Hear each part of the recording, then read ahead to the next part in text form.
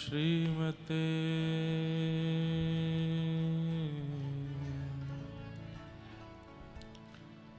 रामानुजाय नमः।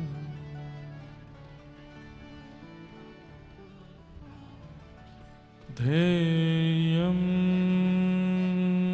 सदा परिभवग्नमभीष्टदोहम् तीर्थास्पदं शिवविरञ्चिनुतं शरणं भृत्यार्थिहं प्रणतपालभवाब्धिपूतं वन्दे महापुरुषते चरणारविन्दम्।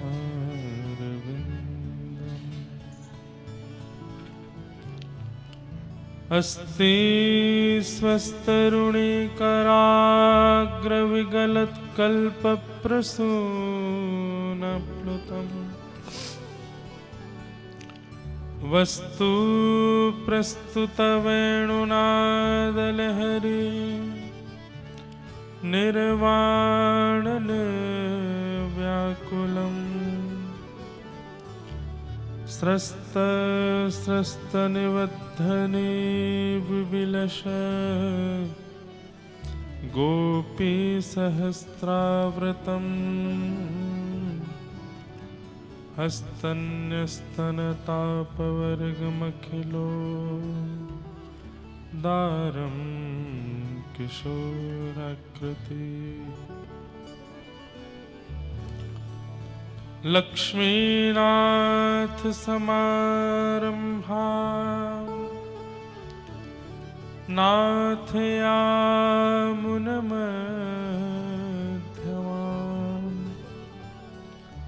अस्मदाचार्यपर्यन्ता वन्दे गुरुपरम्परा।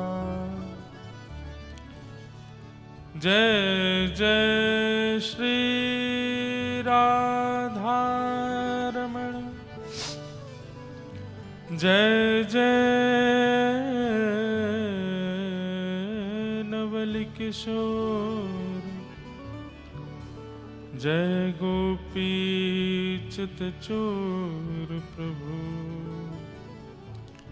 जय जय माखन चोर।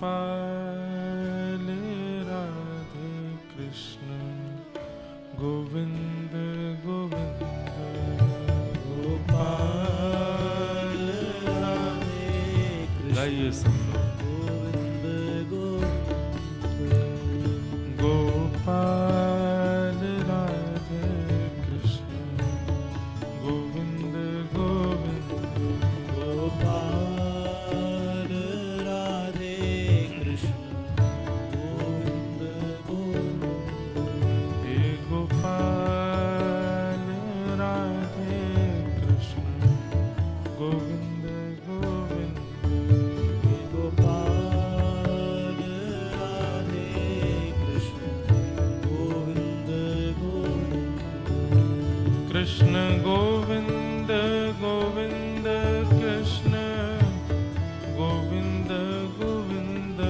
कृष्ण गोविंद गोविंद कृष्ण गोविंद गोविंद, कृष्ण गोविंद गोविंद कृष्ण गोविंद गोविंद, कृष्ण गोविंद गोविंद कृष्ण गोविंद गोविंद, कृष्ण गोविंद गोविंद कृष्ण गोविंद गोविंद, कृष्ण गोविंद गोविंद कृष्ण गोविंद गोविंद, कृष्ण गोविंद गोविंद कृष्ण गोविंद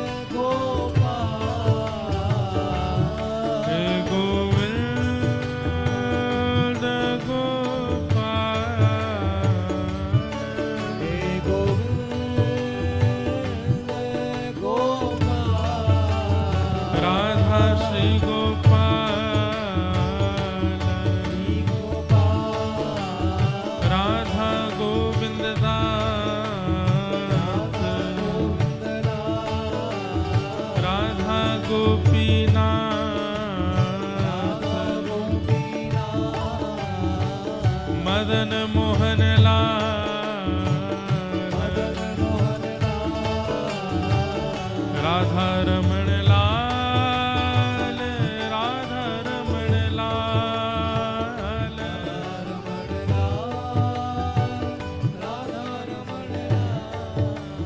राधा रमण लाल, राधा रमण लाल, राधा कृष्ण गोविंद गोविंद, हे गोपाल राधा कृष्ण गोविंद गोविंद, हे प्रेम दाता निताई बोले बोल हरि हरि बोल, हे हरि बोल हरि बोल हरि हरि हरि बोल, आइए। हे हरि बोल हरि। विवाह था, वहाँ रहे, रात्रि भर वहाँ रहे, फिर रात्रि को ही अर्धरात्रि में 2-3 बजे वृंदावन से निकले, दिल्ली से भोपाल आए, भोपाल से दौड़े दौड़े सागर आए और आके सीधे मंच पर बैठे हैं। नहीं है और जुखाम खांसी कथा वक्ता बोलने वाले के लिए सबसे बड़ी जो परेशानी है कि उसका गला साथ ना दे, लेकिन हमको आदत है कि हम जुखाम में ज्यादा बढ़िया कथा कर देते हैं। तो भले ही आंखें ना खुलें, भले ही दिमाग ना चले, सांस ना जावे, लेकिन कथा होगी। तो ऐसी अवस्था में है, बदलता मौसम है, पर ठाकुर जी ने पता नहीं कैसी योजना बनाई। घर में तो सब हमारे उत्सव पारिवारिक चल रहे थे, पर हमारे कथा के जो यजमान हैं श्री शैलेंद्र जी और उनकी धर्मपत्नी अनुश्री जी, इनका इतना स्नेह, इतना प्रेम और इतना लगाव हो गया है हमारे लाल जी से, हमसे, हमारे परिवार से, कि जब हम पिछली बार आए थे तब ये यजमान थे, पर अब की बार जब हम आए हैं तो ये हमारे परिवार के सदस्य ही हैं। तो उसी भाव से ही हम कथा सुनाने के लिए आए हैं। कुछ मना कर पाना हमारे वश में नहीं था। पहले तो प्रयास किया कि ना आवें, हमने कहा बाद में कोई योजना बनेगी तो आएंगे, अभी तो असंभव है। पर ये प्रेम है कि खींच लेता है, बुला लेता है। आपने जब कहा कि महाराज जी कथा करनी है सागर में, तो हमने तो हाथ जोड़ के निवेदन किया कि अभी तो करके गए, थोड़ा रुक जाइए और थोड़ा समय घर को भी दे देंगे। पर जब आपको मना किया उसके बाद हमको चैन नहीं आया, पता नहीं क्यों। और ये चैन ना आना, मन का विचलित होना, ये ठाकुर जी का संकेत है कि चलो। इसलिए फिर योजना बनी और बहुत कम समय के अंदर, संभवतः 1-1.5 महीने पहले ही निश्चित हुआ कि करते हैं कथा। और अब आप सब सागर वासियों के बीच आ गए हैं। हमारी स्थिति तो ऐसी हो गई है, नाम हम नहीं जानते सागर के लोगों के, लेकिन चेहरे हमको सबके याद हैं। जैसे ही सामने दिख जाता है कोई तो हम पहचान जाते हैं, मैंने कहा तो सागर वाले लग रहे हैं, तो निश्चित सागर के हैं। आज भी सुबह जब यहाँ अभी थोड़ी देर पहले आना हुआ तो हमारे विधायक जी सबसे बता रहे महाराज जी वो हैं वो हैं। मैंने कहा हमको नाम नहीं याद है पर चेहरे सबके याद हैं। कई चेहरे जो दिखते रहते हैं। अब हम मध्य प्रदेश में कहीं भी आते हैं और सागर का कोई व्यक्ति दिख जाता है तो व्यक्ति सामान्य उसका नाम नहीं पता, पर देखते ही पता चल जाता है सागर का है। तो इतना चिंतन, इतना परिचय चित्त में प्रगाढ़ होना भी बहुत बड़ी बात है भैया। इतनी संख्या में लोग कथा सुनने आते हैं, पर हर जगह के लोग याद नहीं रहते। पर हाँ, जहाँ जहाँ कथा होती है और वहाँ की कथा में जब कोई विशिष्ट आते हैं तो उनसे तो परिचय हो जाता है। तो सागर में फिर से आए हैं, बिहारी जी के दर्शन करने जाएंगे एक दिन। हमारे ठाकुर जी इतने प्रेम से सागर में विराज रहे हैं। खूब आनंद करेंगे। आज तो प्रथम दिवस है कथा का। आगामी 7 दिन तक यानी कि 25 तारीख तक खूब प्रेम और भाव से हम आप सब लोग कथा का रसस्वादन पान करेंगे। हल्की हल्की ठंड प्रारंभ हो गई है, हल्की हल्की ठंड लगने लगी है। कथा का समय रोज 1:30 बजे से है, 2 बजे से। हाँ, तो 2 बजे हमारे लिए, 1:30 बजे आपके लिए है। तो कल से तो बिल्कुल समय से आप आ जाएं, क्योंकि रात्रि जल्दी हो जाती है। और 2 बजे से लेकर के आगामी 5 बजे तक हम लोग कथा का श्रवण किया करेंगे। 6 बजे तक जाएंगे। बाकी ज्यादा मन लग गया तो 7 भी बज सकते हैं। तो आप लोगों का काम है 1:30 बजे तक आ जाइए और बड़े मशक्कत करके और बड़ी व्यवस्थाएं करके और बड़ी योजनाएं इधर उधर करके ये कथा करने के लिए हम आए हैं। इसलिए खूब प्रेम से आप पधारिएगा, इसका लाभ लीजिएगा। सागर में इतनी जल्दी जल्दी दूसरी बार आने का अवसर मिल रहा है, ये तो बहुत अच्छी बात है, ठाकुर जी की कृपा है। इसलिए आप लोग इसका लाभ लीजिए। कहीं ऐसा ना हो कि दोबारा तिबारा आगमन कहीं विलंब से हो जाए। इसलिए दोबारा आगमन का ये आनंद आप लोग खूब भाव से लीजिएगा। गुरु, वक्ता या कोई भी वैष्णव श्रेष्ठ वृंद अपने शिष्य की, अपने वैष्णव की, अपने परिकर की 4 प्रकार से रक्षा करता है, 4 प्रकार से पोषण करता है। बहुत ध्यान से सुनिएगा। वचन से, स्पर्श से, दृष्टि से और मन से। बहुत ध्यान से सुनिएगा। चाहे आप हमें लीजिए, चाहे आप अपने गुरुजनों को लीजिए, चाहे आप किसी भी श्रेष्ठ वैष्णव वृंद को लीजिए, मध्य प्रदेश के संतों को लीजिए या हमारे वृंदावन के संतों को लीजिए, ये समस्त संत परिकर और भगवत संबंधी जितने भी महापुरुष हैं, ये 4 प्रकार से पोषण करते हैं। पहला पोषण वचन से। आपको वचन से पोषित करेंगे। हमारे वृंदावन के कई महापुरुष, हमारे भारत के कई महापुरुष अपने वचनामृत से आनंदित करते हैं लोगों को। उनकी वाणी से ही व्यक्ति का अपना पूरा जीवन संवर जाता है। स्वामी विवेकानंद का विचार और उनकी वाणी ही आज तक लोगों का कल्याण कर रही है। रामकृष्ण परमहंस जी के विचार आज तक लोगों का कल्याण कर रहे हैं। गोस्वामी तुलसीदास जी के विचार, उनकी वाणी आज तक लोगों का कल्याण कर रही है। आज भी भारत में कितनी ऐसी व्यासपीठ हैं जो अपनी वाणी से लाखों लोगों का घर संभाल रहे हैं। तो गुरु, वैष्णव और भगवत वृंद वाणी से हमारा उपकार करते हैं, हमारा कल्याण करते हैं। दूसरा, स्पर्श से। आप गुरु का स्पर्श करो, ये एक बात है, ये सामान्य बात है। और हमारे बुंदेलखंड में और मध्य प्रदेश की तरफ एक नियम बन गया है, क्या, जब तक छू नहीं लेंगे तब तक प्रणाम मानते ही नहीं है। चाहे महाराज जी नाक के बल गिर जाएं, चाहे सिर फूटे, चाहे लड़खड़ा जाए, पांव टूटे, जब तक छू नहीं लेंगे तब तक मानते ही नहीं है कि हमने प्रणाम किया। और एक और नियम है आपके बुंदेलखंड में,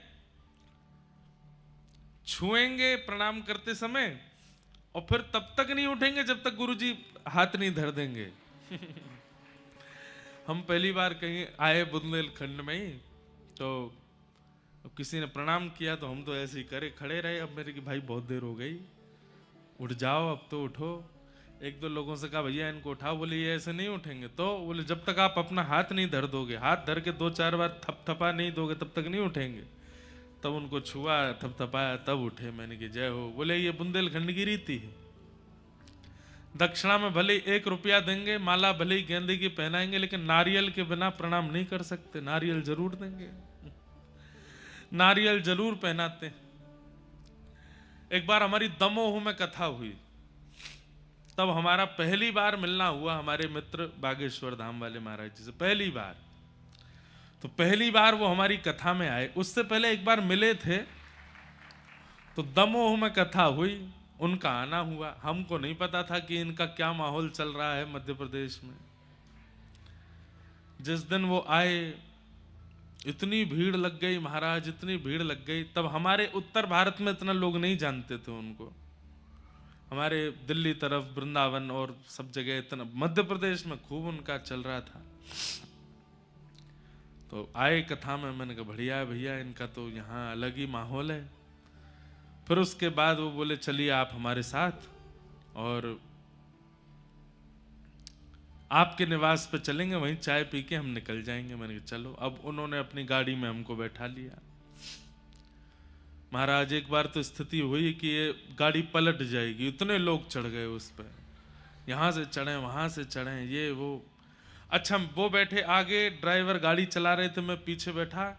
तो बगल में और पीछे के जो खाली स्थान थे उनमें इतने नारियल भरे पड़े थे। मैंने कहा महाराज जी ये क्या है? बोले हमारे बुंदेलखंड का नियम है कि यहाँ बिना नारियल के कोई प्रणाम नहीं करता। और उन्होंने इतना कहा ही था कि कोई माता जी दूर से नारियल दिखा रही थी, ये ले नहीं पाए, तो माता जी ने फेंक के ही मारा। और जैसे ही फेंक के मारा वो कांच में आकर के लगा, चटक गया, फूटा नहीं। हमने कहा भैया सुनो, आप जाओ, हमको यहीं छोड़ जाओ, हमको आगे मत लेके जाओ, पता चली कि हम सही सलामत पहुंचे कि नहीं। तो फिर उन्होंने भी कहा और भी संत जनों ने कहा कि बुंदेलखंड के लोग बहुत सहज हैं, बहुत सरल हैं। आप उनको अगर समझा भी दोगे ना कि नहीं नहीं ऐसे नहीं, ऐसे शास्त्र कह रहे हैं, तो वो कहेंगे कि अब शास्त्र चाहे जो कहें, हमारे पूर्वज जो करते आए हम वही करेंगे। हमारे पूर्वजों ने कहा है कि नारियल देना है तो देंगे। पर मध्य प्रदेश अगर दक्षिण में होता तो बहुत फायदा होता वहां के गुरुजनों को, क्योंकि दक्षिण में चटनी बहुत बनती है नारियल की। इतने नारियल मिलते तो कोई खरीदता ही नहीं, खूब धुआंधार चटनी बना बना के पाते। पर आनंद है, ये बुंदेलखंड के लोगों का प्रेम है, यहाँ के वैष्णव और यहाँ के लोगों का स्नेह है, बहुत सरल है। और हमने नहीं कहा है, आचार्य चरण कहते हैं, निर्मल मन जन सो मोह पावा, मोहे कपट छल छिद्र न भावा। ऐसा नहीं है कि यहां पर कपट नहीं है, यहां पर छल नहीं है, ऐसा नहीं है कि यहां पर लोगों के अंदर दोष नहीं है। पर मात्रा देखी जाए तो मात्रा में सीधापन यहां ज्यादा है। यहां के लोग सहज बहुत हैं, सीधे बहुत हैं, सरल ज्यादा हैं। छल होगा, कपट होगा और भी दोष हो सकते हैं, पर सरलता की मात्रा ज्यादा है। हमारी तरफ अगर आप जाएंगे थोड़ा उत्तर की ओर, उत्तर प्रदेश की ओर, पंजाब की ओर और थोड़ा और इलाकों में, वहां लोगों में थोड़ी सी चतुराई ज्यादा है, लोग चतुर ज्यादा है। और हमें ऐसा लगता है कि चतुराई का कारण क्या है? आधुनिकता। जितनी ज्यादा आधुनिकता होती है, जिस नगर में, जिस शहर में जितनी व्यवस्थाएं ज्यादा होती हैं, वहां के लोग उतने ही थोड़े चतुर होते चले जाते हैं। आप लोग जाके देखिए, जहां पर ज्यादा व्यवस्थाएं नहीं है, आधुनिकताएं नहीं है, फोन में नेटवर्क नहीं आते, वहां के लोग भी सरल होंगे, वहां के लोग भी सहज होंगे, वहां के लोग भी सीधे होंगे। पर जहां पूरे शहर में ही फ्री वाईफाई है, पूरे शहर में जो चाहो वो व्यवस्था है। अब हमारे तरफ और भी यहाँ मध्य प्रदेश के भी बड़े बड़े नगरों में ऐसी व्यवस्थाएं हैं, आपको दुकान पे खरीदने कुछ नहीं जाना, सब घर आ जाता है, वहीं से ऑर्डर कर दो, सब घर आ जाएगा। सब्जियां घर आ जाती हैं, खाने के सब सामान घर आ जाते हैं, पहनने के वस्त्र घर आ जाते हैं। सब कुछ इतना आधुनिकता में परिवर्तित होता जा रहा है। अब लोग कैश नहीं रखते जेब में, फोन से ही सब कुछ कर देते हैं। आधुनिकता बढ़ रही है, उससे देश का विकास हो रहा है, लेकिन मानव के स्वभाव का विनाश हो रहा है। उसके अंदर चतुराई आती जा रही है, वो चतुर बनता जा रहा है। तो कई बार जब हम छोटे शहरों में जाते हैं, जहां ज्यादा आधुनिकता नहीं है, वहां के लोगों से मिलकर के पता चलता है कि भाई इनसे ज्यादा चतुर तो हम हैं, हमको खुद पे ऊपर चतुराई का अनुभव होता है, और फिर लगता है ये चतुर क्यों नहीं है, तब पता चलता है कि यहाँ आधुनिकता नहीं है, बहुत आधुनिकता नहीं। ग्रामीण गांव के क्षेत्रों में आप जाओ तो वहां और ज्यादा सरल हैं लोग। एक बार कहीं कथा हुई गांव में, बहुत पहले की बात है, तो जो यजमान जी थे बेचारे, गांव के लोगों ने उनको 6 महीना से टॉर्चर करना शुरू कर दिया। तुम कथा करा रहे हो? बोले हाँ। बोले भैया कथा कराने वाले के बड़े नियम होते हैं। बोले क्या नियम है? बोले बिस्तर पे नहीं सोओगे। 6 महीना पहले उनको चटाई पे सुलाना शुरू कर दिया। ऐसा कोई नियम है नहीं, है कुछ नियम है भी, पर इतने कठिन नहीं है। कहने का अभिप्राय ऐसा है कि कथा कराने वालों को थोड़े नियम व्रत में रहना चाहिए, और व्रत इसलिए करना चाहिए ताकि हमारी कथा, हमारी जो आयोजन है वो सफलतापूर्वक पूर्ण हो जाए। तो कई लोग ऐसा नियम लेते हैं, एक समय भोजन करते हैं, एक समय फलाहार करते हैं। कई लोग ऐसा नियम भी लेते हैं कि वो सिले हुए वस्त्र नहीं पहनते। कई लोग ऐसा नियम लेते हैं कि वो साबुन नहीं लगाते। कई लोग ऐसा नियम लेते हैं वो भद्र नहीं होते। कई लोग ऐसा नियम लेते हैं वो छौंक लगा करके ज्यादा नहीं पाते। ऐसा कुछ, इन सब से कोई बहुत बड़ा प्रभाव नहीं पड़ता है, पर ये आपकी श्रद्धा के ऊपर निर्भर है। हम तो कहते हैं खूब चकाचक खाओ सुबह शाम, लेकिन कथा सुनो ध्यान से। तो कहीं पर कथा हुई ग्रामीण क्षेत्र में, तो परीक्षित जी के पीछे पूरी गांव पड़ गया, जमीन पर सो। तो बेचारे 6 महीना से जमीन पर सोने लगे। उनको लगा ऐसी ही कथा होती है, नीचे सोना पड़ता है। फिर उनको किसी ने जाकर के कहा, बोले कि कोरे वस्त्र लेकर के आओ, पानी में हल्दी घोल करके, चूना घोल करके उसमें वस्त्रों को धो, उनको सुखा के उन्हीं को पहनना है। बेचारे वो पहनने लगे। वो कहीं भोजन करते दिख जाए तो लोग बाग टोक जाए, अरे तुम छौंक का भोजन कैसे कर रहे हो, बिना छौंक लगाए भोजन खाओ। बेचारे बिना छौंक लगाए खाने लगे। अब तो उनकी स्थिति ऐसी कर दी महाराज, वो पत्नी से वार्ता भी करें, अरे तुम ब्रह्मचर्य का पालन करो, तुम दूर जाके बैठो, पत्नी सामने आ जाए तो आंखों पे हाथ धर लो। इतने नियम करवा दिए उनसे कि जब 6 महीने बाद हम पहुंचे तो बेचारे ऐसे लग रहे थे जैसे हैंगर पे कपड़ा टंगा हो, पतले दुबले बेचारे, मुख के सारे तोते उड़े हुए थे उनके, भद्र भद्र कर दिया था उनको, और गांव के लोग उनको चला रहे थे। हमने जब जाके उनको देखा, मैंने कहा भैया ये आप इतने नियम, पूरी जनता तो बैठ के सुनती कथा पंडाल में, वो अलग से बाहर निकल के जमीन पे मिट्टी पे बैठ के कथा सुनते। एक दिन हमने पूछा, बेचारे आए बड़े दीनहीन से, दुखी आ रहे, 6 महीना से इतने कष्ट में थे। मैंने कहा आप ठीक हैं? बोले हाँ महाराज जी ठीक हूँ, बस निर्विघ्न कथा हो जाए। मैंने आप इतने परेशान क्यों लगते हो चेहरे से? नहीं नहीं महाराज जी वो नियम का पालन कर रहा हूँ ना, परीक्षित बनने का कोई वो तो बड़े सामान्य बात नहीं है। तो जब उन्होंने अपने नियम बताए, मैंने कहा भैया जय हो। किसने बताए ये नियम? बोले गांव के लोग सब बोलते गए। तो हमने कहा बड़े सीधे लोग हैं, ऐसा कुछ नहीं है, खूब प्रेम से खाओ पियो, करो आनंद, बढ़िया कपड़े पहनो, कथा सुनो, इतने ज्यादा विचलित क्यों हो रहे हो? ऐसी स्थिति। अब जैसे ही हमने उनको बोला तो बोले अच्छा महाराज जी बिस्तर पर सो सकते हैं? मैंने कहा हाँ सो, क्या दिक्कत है, कोई ऐसी बात नहीं, गांव के लोग सीधे हैं, वो बेचारे बहका गए आपको, आप बहक गए। इतने प्रसन्न हो गए, तुरंत मुझसे बोले महाराज जी एक बात बताइए। बोले क्या? हम बीड़ी पी सकते हैं? मैंने कहा भैया तुम बीड़ी क्यों पियोगे? बोले कि वो भी तो 6 महीना से छुड़वा रखी है, बिस्तर पर ना सोने का इतना कष्ट नहीं है, पत्नी से ना बोलने का इतना कष्ट नहीं, उसका बहुत कष्ट है, हमें एक बार करिए। मैंने भैया सुनो, यही नियम पालन करो जो गांव वाले ने बताए, बिल्कुल नहीं पीनी है। तो गांव के लोग इतने सरल सहज क्यों होते हैं? क्योंकि वहां आधुनिकताएं नहीं है। ऐसे हमारे बुंदेलखंड के अधिकतर लोग सहज सरल है, उन्हें जैसा बता दो वैसे वैसा वो कर देते हैं, उन्हें जैसा समझा दो मान जाते, जैसा बोल दो वैसा पालन कर लेते।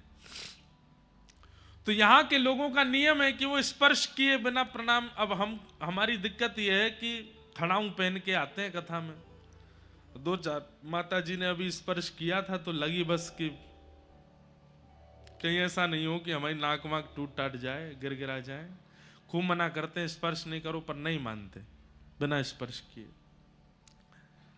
इसलिए सुनिए, आचार्य चरण जो हैं, कथा वक्ता जो हैं, वैष्णव जो हैं, गुरुजन जो हैं, वो 4 प्रकार से पोषण करते हैं।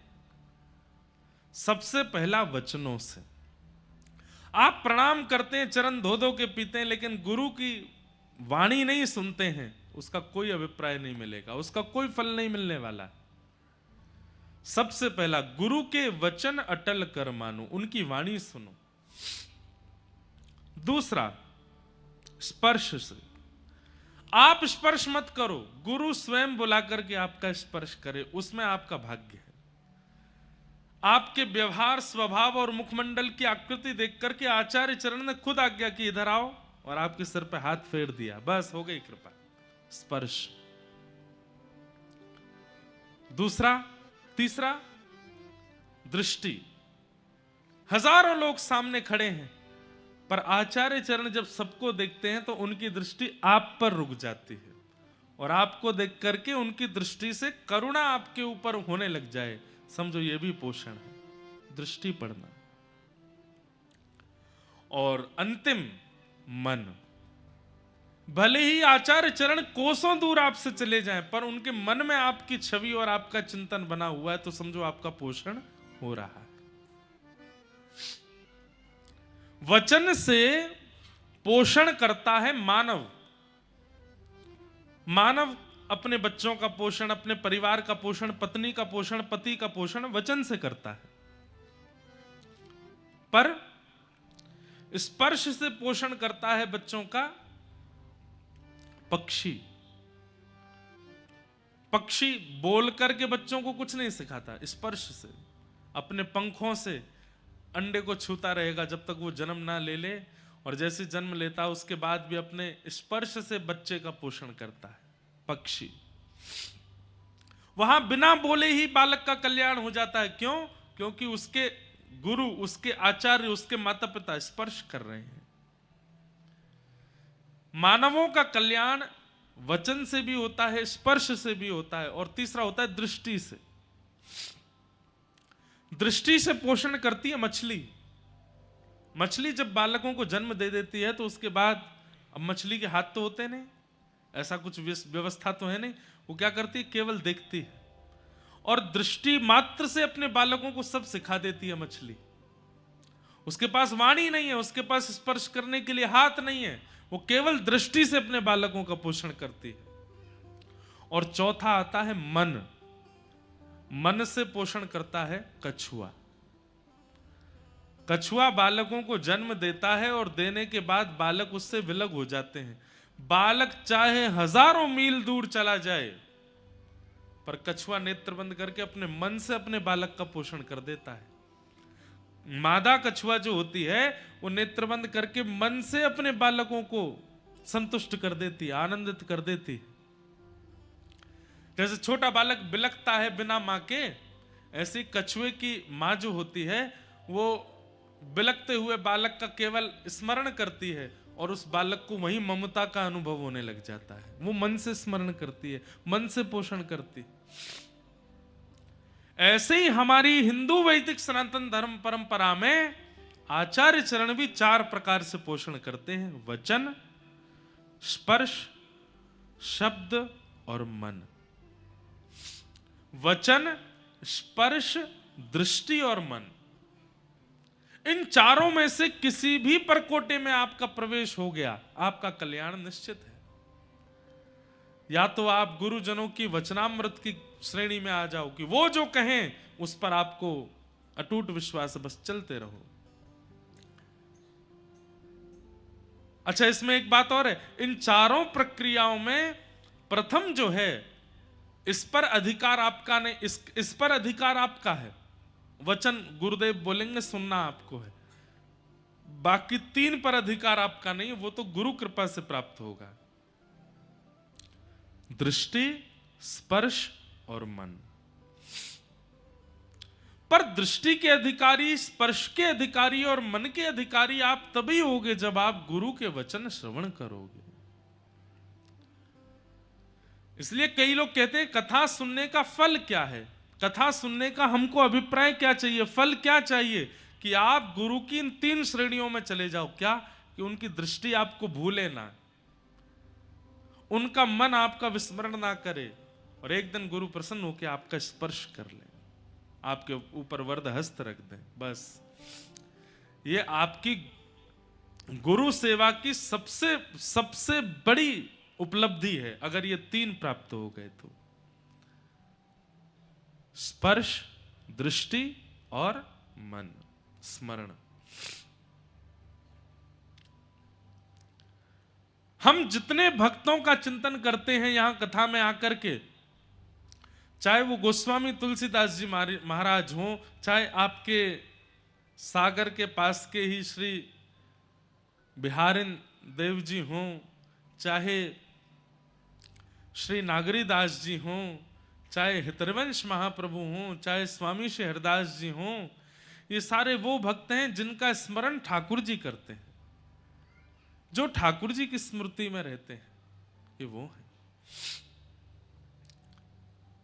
तो 4 प्रकार से गुरु पोषण करता है, और इन चारों पोषकों से जीव का उद्धार, जीव का कल्याण होता है। निश्चित है कि अगर शिष्य उपलब्धियों को प्राप्त हो रहा है तो निश्चित है कि गुरु के चिंतन में वो है, इसीलिए उपलब्धियों को प्राप्त हो रहा है। अच्छा, उपलब्धि का मतलब आप यहां पर कदापि धन को मत समझिएगा। उपलब्धि का मतलब आप कदापि यहां पर संसारी वैभव को मत समझिएगा। बहुत यश मिल रहा है, वैभव मिल रहा है, धन मिल रहा है, तो इसका मतलब गुरु उसका स्मरण कर रहे हैं, नहीं, इस रूप में नहीं कह रहे हैं। तो फिर किस रूप में है? उपलब्धि का मतलब है चाहे धनवान है, चाहे निर्धन है, चाहे भूखा है, चाहे पेट भरा है, लेकिन वो व्यक्ति अत्यंत प्रसन्न है, इसका मतलब गुरु की स्मृति में वो है। चाहे उसके बंगले बने हुए हैं, चाहे वो छोटी सी कुटिया में रहता है, लेकिन अत्यंत प्रसन्न चित्त रहता है, तो इसका मतलब गुरु के चिंतन में वो है, गुरु उसका चिंतन करते, गुरु उसका स्मरण करते। बस हमें यही उपलब्धि प्राप्त करनी है कि हम आचार्यों की स्मृति में आ जाएं, आचार्यों के चिंतन में आ जाएं, ठाकुर जी की स्मृति में आ जाएं, ठाकुर जी के चिंतन में आ जाएं। मुझे नहीं लगता कि मैं और आप अभी ठाकुर जी के चिंतन में हैं। मुझे ये अनुभव नहीं होता ठाकुर जी हमको याद करते हैं। अभी हम ठाकुर जी को याद करते हैं, हम ठाकुर जी का चिंतन करते हैं। उपलब्धि तो तब मानो जब ठाकुर जी हमारा चिंतन करें, ठाकुर जी हमारा स्मरण करें। मेरा सुमिरन हरि करें, मैं पावा विश्राम। एक परम भक्त हुए भगवान के, उनका नाम था कुआ जी। क्या नाम था? कुआ जी। उनका नाम कुआ इसलिए पड़ा, उसके पीछे भी एक कथा है। तो कुआ जी जो थे, ये एक मट्टी के बर्तन बनाने वाले व्यक्ति थे। क्या बोलते हैं उन्हें? कुम्हार। कुम्हार थे कुआ जी। पर इनका नियम इतना था, ऐसा था कि ये उतने ही बर्तन बनाते थे जिनसे इनकी पत्नी का पेट भर जाए, और अगर 2-4 महात्मा कभी इनके गांव में आ जाएं तो उनको ये प्रसाद पवा सकें। बस इतने ही बर्तन बेचते थे। मतलब आज की व्यवस्था इनकी पत्नी की, और अगर संत महात्मा कोई आ जाए तो उनको पवाने की। बस कल की व्यवस्था के अनुरूप आज धन संचन नहीं करते थे। भगवान के मन में आया कि कुआ जी इतने बड़े भक्त हैं, इनका यश मुझे ही करना होगा संसार में। सोच लो, ठाकुर जी के चिंतन में आ गए। ठाकुर जी ने मन बना लिया कि कुआ जी का यश मुझे करवाना है। और भगवान ने एक दिन ऐसी लीला की कि कुआ जी महाराज सुबह सुबह उठ करके बर्तन बेच करके आए मिट्टी के, और उससे जो धन प्राप्त हुआ अपने लिए, अपनी पत्नी के लिए प्रसाद सिद्ध कर लिया, 2-4 महात्माओं के लिए प्रसाद सिद्ध कर लिया, लेकिन आज इनके द्वार पर 200 महात्मा आ गए। ठाकुर जी ऐसी परीक्षा लेते हैं। जब ठाकुर जी को ठोक बजा करके किसी को भक्त का अनुभव करना होता है कि ये उचित है कि नहीं, उसकी ऐसी परिस्थिति प्रकट कर देते हैं कि उस परिस्थिति से वो घबरा जाए। और जैसे ही व्यक्ति घबराता है, ठाकुर जी समझ जाते हैं कि भाई कच्चा है, पक्का नहीं है, घबरा गया। परीक्षा से घबराए ना, परिस्थिति से घबराए ना। 200 वैष्णवों को जैसे ही अपने द्वार पर देखा, कुआ जी घबराए नहीं। अपनी पत्नी से कहने लगे, देवी आज कितनी बड़ी कृपा, आज तक इतने वर्षों में 2 महात्मा, 4 महात्मा, 5 महात्मा से ज्यादा प्रत्येक दिन हमारे द्वार पर नहीं आए, लेकिन आज कितनी बड़ी पूंजी हमारी, इतने बड़े गांव में हमारे द्वार पर 200 महात्मा आए। पत्नी ने कहा, आ तो गए पर इनको पवाएंगे कैसे? बोले कि वो सब व्यवस्था ठाकुर जी देखेंगे, आप तो बस इनको बैठाओ। बैठा दिया। बोले महाराज आप लोग आए हैं, अब आप भी जानते हैं कि एक परिवार में 200 लोगों को पवाने की व्यवस्था तो नहीं होती, तो इसलिए थोड़ी प्रतीक्षा करनी पड़ेगी। मैं जाऊं बाजार से कुछ ले आऊं सामग्री, तब तक आप स्नान ध्यान संध्या वंदन करो, और पत्नी बढ़िया प्रसादी बनाएगी, फिर आप लोग पाइएगा। कुआ जी महाराज तुरंत घर से निकल करके गए, जो नगर सेठ थे उनके पास गए और नगर सेठ जी से जाकर के कहा कि आप मुझे कुछ धन राशि दे दीजिए। नगर सेठ जी बोले, भाई पिछली धनराशि तो अभी तक चुका नहीं पाए तुम, और कितनी धनराशि चाहिए तुमको? बोले 200 लोगों को प्रसाद पवाना है, उतनी धनराशि चाहिए। और कुआ जी ने हाथ जोड़ करके क्या कहा कि महात्मा 2 बातें सुन लीजिए हमारी। नगर सेठ जी से कहा, पहली बात, मेरे पास धन है नहीं तो मैं चुका नहीं पाऊंगा, ये मैं पहले ही बता रहा हूं। दूसरी बात, मेरे द्वार पर जो 200 महात्मा आए हैं, अगर उन्होंने प्रसाद नहीं पाया तो मैं प्राण त्याग दूंगा। सेठ जी बोले, तुम धमकी दे रहे हो हमको? एक तो हमसे पैसा मांग रहे हो, ऊपर से कह रहे हो मैं लौटा नहीं पाऊंगा, ऊपर से कहते हो कि नहीं दिया तो मैं प्राण त्याग दूंगा। तो कुआ जी कहते हैं कि धन चुकाने का एक और तरीका है। बोले क्या? आप मुझसे अपने घर में कोई काम करवा लीजिए, मुझसे परिश्रम करवा लीजिए, और उस परिश्रम के बदले मुझे 200 महात्माओं को प्रसाद पवाने के लिए धन दे दीजिए। परिश्रम कर दूंगा मैं आपके यहां, पर धन नहीं लौटा पाऊंगा। तो सेठ जी मान गए। सेठ जी ने कहा, तो फिर ठीक है, एक काम करो। बोले क्या? हमारे घर में जल की व्यवस्था नहीं है, हमको जल लेने के लिए पोखर तालाब में जाना पड़ता है हमारी घर की बहू बेटियों को।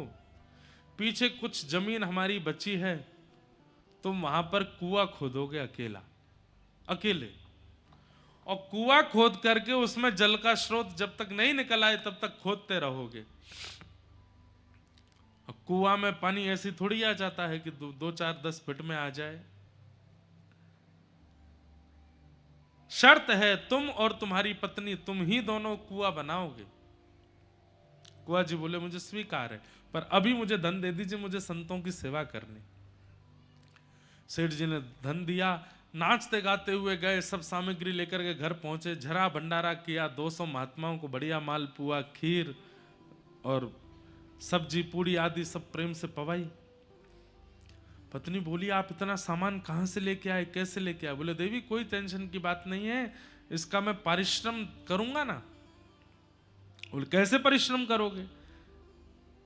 बोले, सेठ जी ने कहा है कुआं खोद देना, तो उनके यहां कुआं खोदेंगे। महात्मा तो प्रसाद पाकर के चले गए। यहां पर अगले दिन ही कुआ जी पहुंच गए, और पहुंच करके अपनी पत्नी के साथ में, अब कुआ जी खोदते हैं और जितना मिट्टी होती है परात में भरते हैं, पत्नी को देते हैं, दूर फेंक करके पत्नी आती है। अब कमाई नहीं हो रही है इनकी, दोनों पति पत्नी भूखे रहते हैं। क्यों? ये तो परिश्रम दे रहे हैं, और कमाई होती है मिट्टी के बर्तन बना के बेचने से। वो कैसे करें? घर में कोई और सदस्य है नहीं, 3-3 दिन 4-4 दिन तक कुछ भोजन को नहीं मिलता। लेकिन प्रसन्न मुद्रा में हरि स्मरण करते हैं, हरि का भजन करते हैं, ठाकुर जी का नाम लेते हैं, और प्रेम से कुआं खोद रहे हैं। 4-5 दिन बाद कोई कुछ दे देता है तो दोनों आधा आधा खा लेते। हम आपको बता रहे हैं कि ठाकुर जी कैसों का स्मरण करते हैं।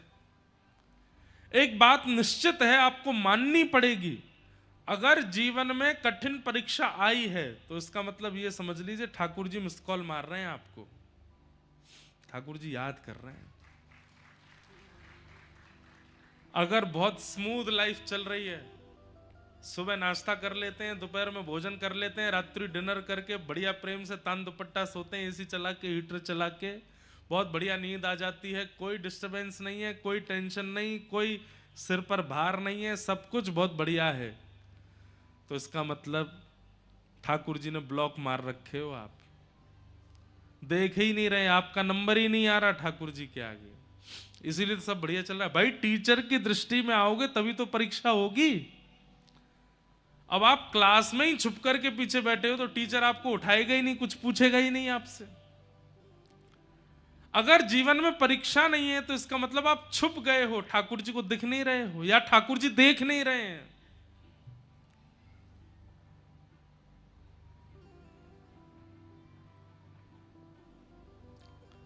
तो कुआ जी की ऐसी परीक्षा, लेकिन प्रसन्न मुद्रा में भगवान का स्मरण करते हुए कुआ खोद रहे हैं।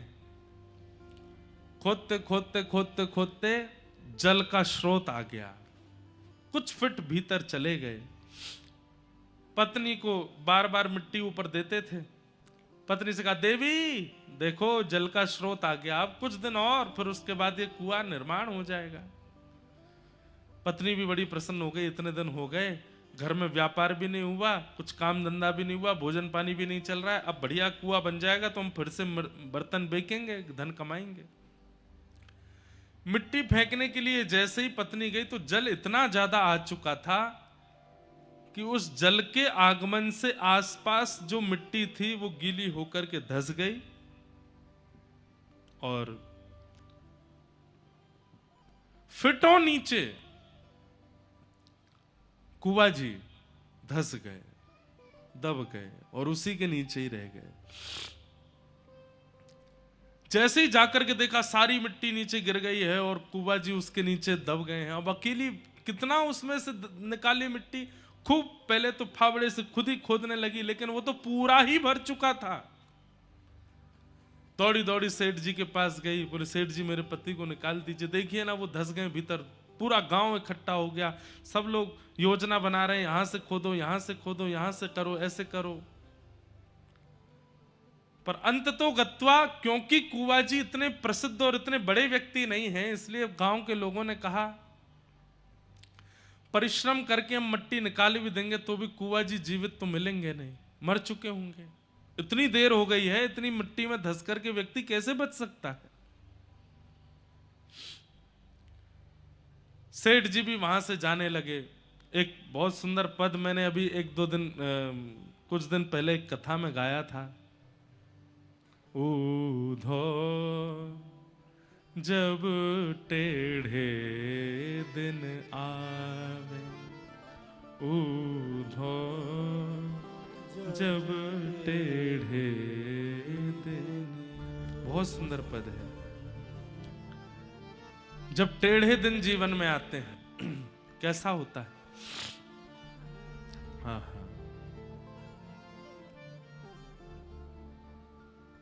ऊधो जब टेढ़े दिन आवे, ऊधो जब टेढ़े दिन आवे। बंधुओं एक बात याद रखिएगा, मैं वक्ता हूं, मुझसे लेकर के पीछे बैठे हुए व्यक्ति कोई किसान हैं, उन तक भी इस संसार में कोई व्यक्ति ऐसा नहीं है जिसके जीवन में टेढ़े दिन नहीं आते, जिसके जीवन में विषमताएं परिस्थिति नहीं आती। अगर नहीं आ रही हैं तो वो जी ही नहीं रहा है, वो इस संसार का है ही नहीं है। इस संसार में आए हैं तो भोगना तो पड़ेगा, परिस्थितियां तो आएंगी। ये संसार एक विद्यालय है और हम सब यहाँ के विद्यार्थी हैं, परीक्षा तो होंगी। ऊधो जब टेढ़े दिन आ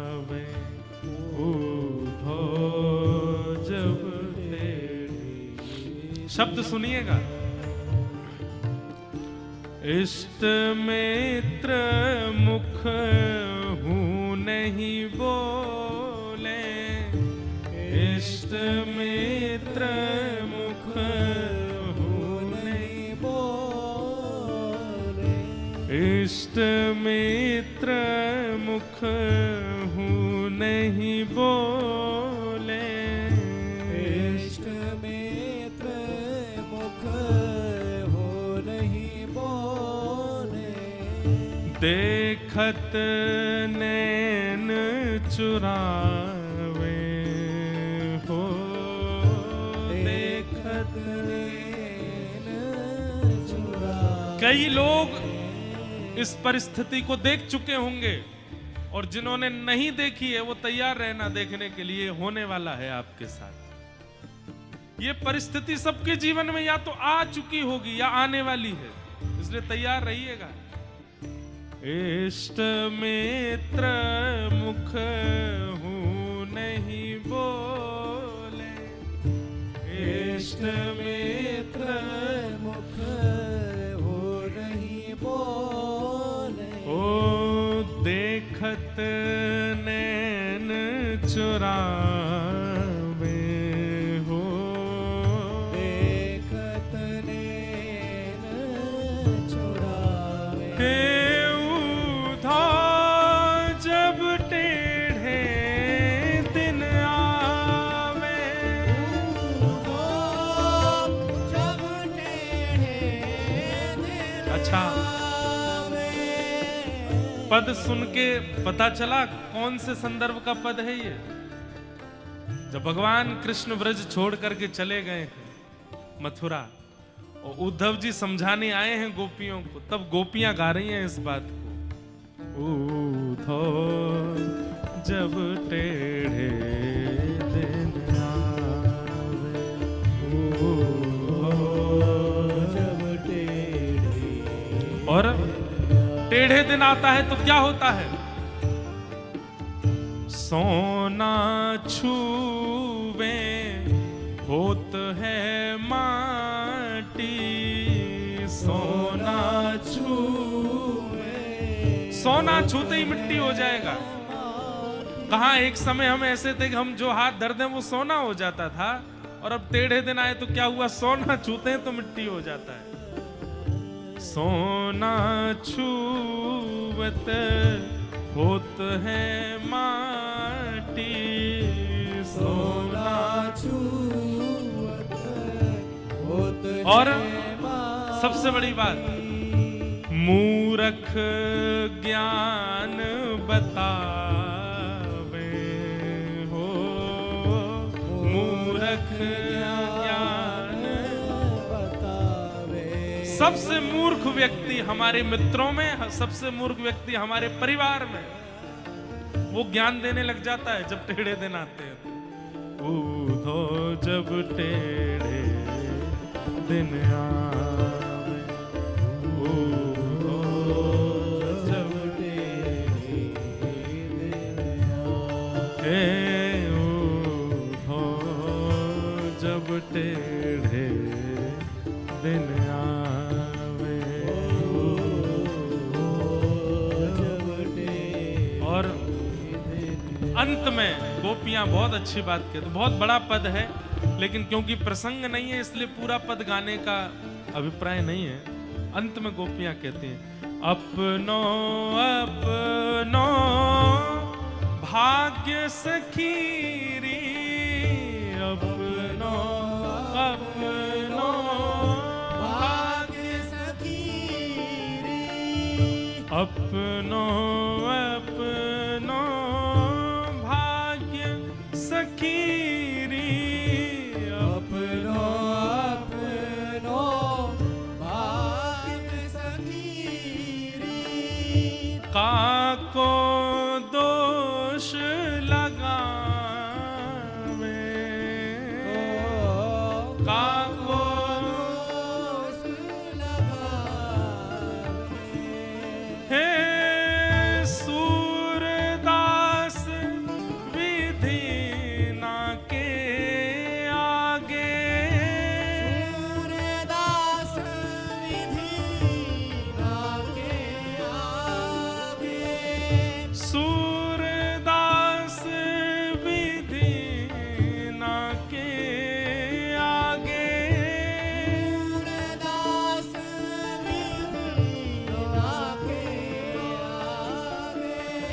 छिन भर टरहु न पावे हो।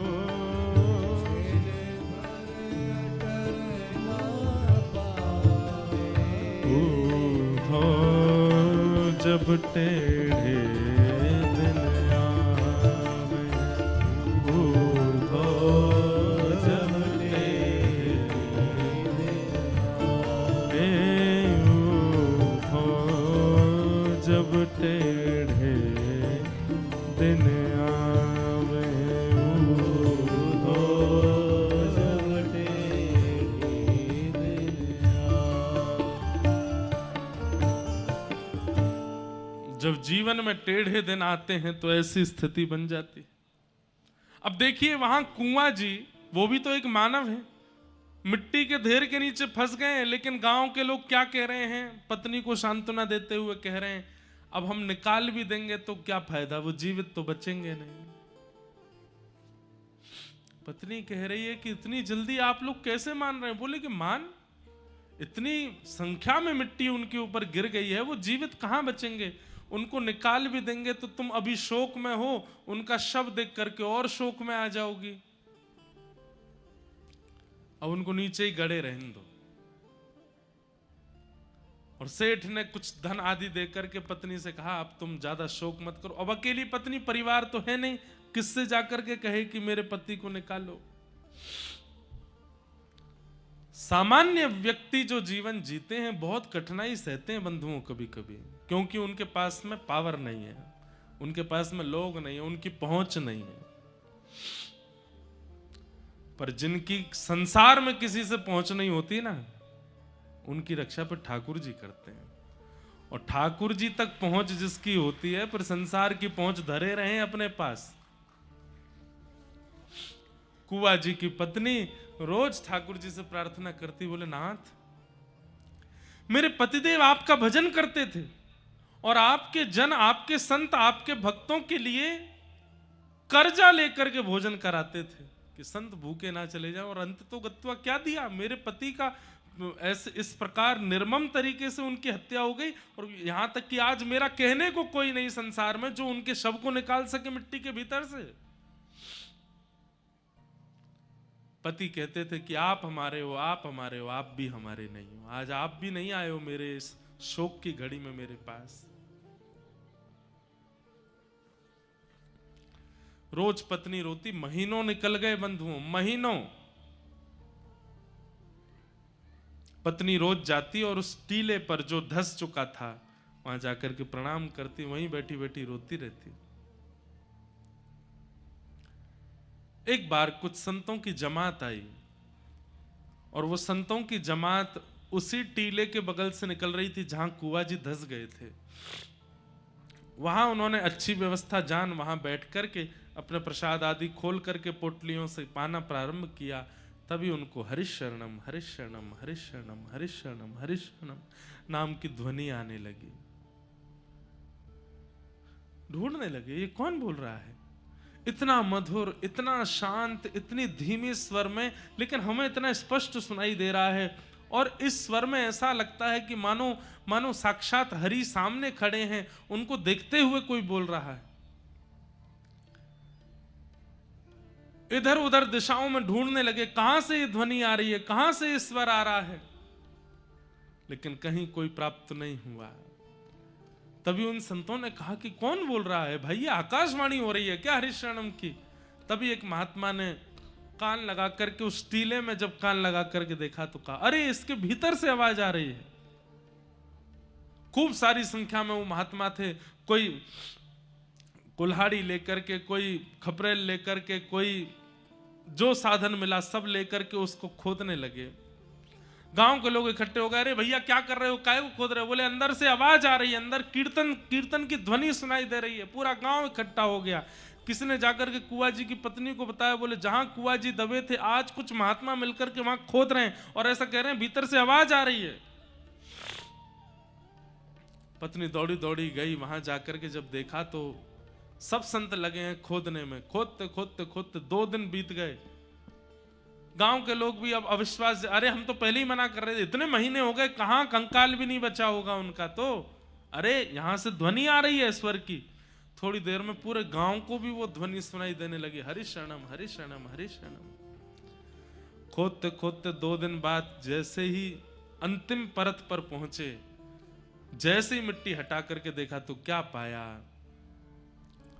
सुंदर दिया जला है, सामने साक्षात ठाकुर जी का श्री विग्रह विराजमान है और कुआ जी बैठ करके खूब मधुर वहां भजन कर रहे हैं, ठाकुर जी का हरि शरणम नाम संकीर्तन कर रहे हैं। कभी हाथ में करताल लेकर के नृत्य करने लगते हैं, कभी बैठ करके प्रणाम करने लगते हैं, वंदन। देख करके किसी को भी विश्वास नहीं हुआ, ये कैसे हो सकता है। महीनों पहले दब चुका व्यक्ति, महीनों पहले जिसकी मृत्यु हो गई नीचे दब करके, वो जीवित कैसे है?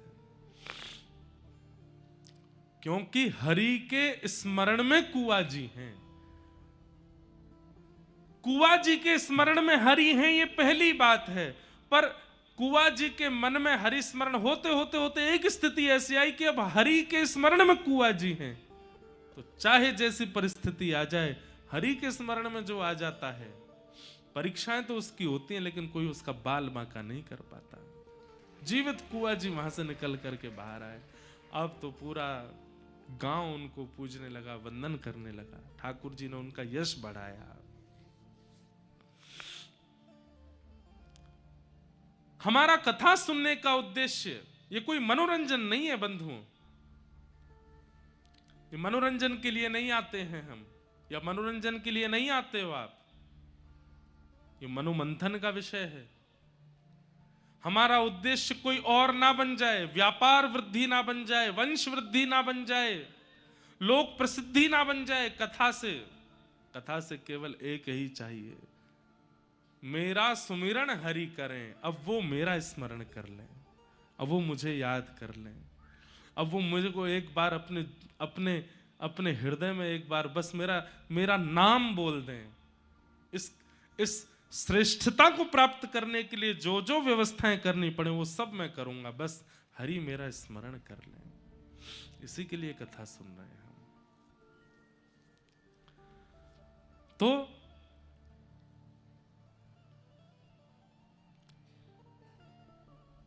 शब्द, स्पर्श, दृष्टि और मन, इन 4 प्रकार से भक्तों का पोषण होता है। गुरु के संबंध में हम वचन सुनते हैं, ये अधिकार हमारा है, पर स्पर्श, दृष्टि और स्मरण का अधिकार गुरु के पास है। वो अगर हमें योग्य जानेंगे तो तीनों वस्तु दे देंगे।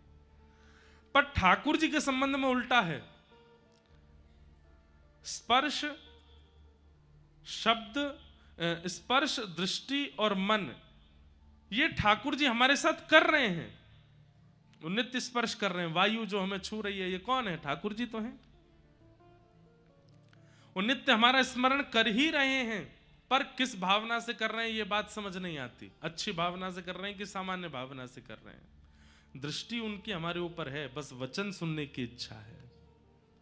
दर्शन को नैना तपे, वचन सुनन को कान, मिलवे को ही रात तपे, हिय के जीवन प्राण, गोवर्धन वासी सांवरे, तुम बिन रहो न जाए। तो इस प्रकार आज भागवत जी का हम प्रारंभ कर रहे हैं।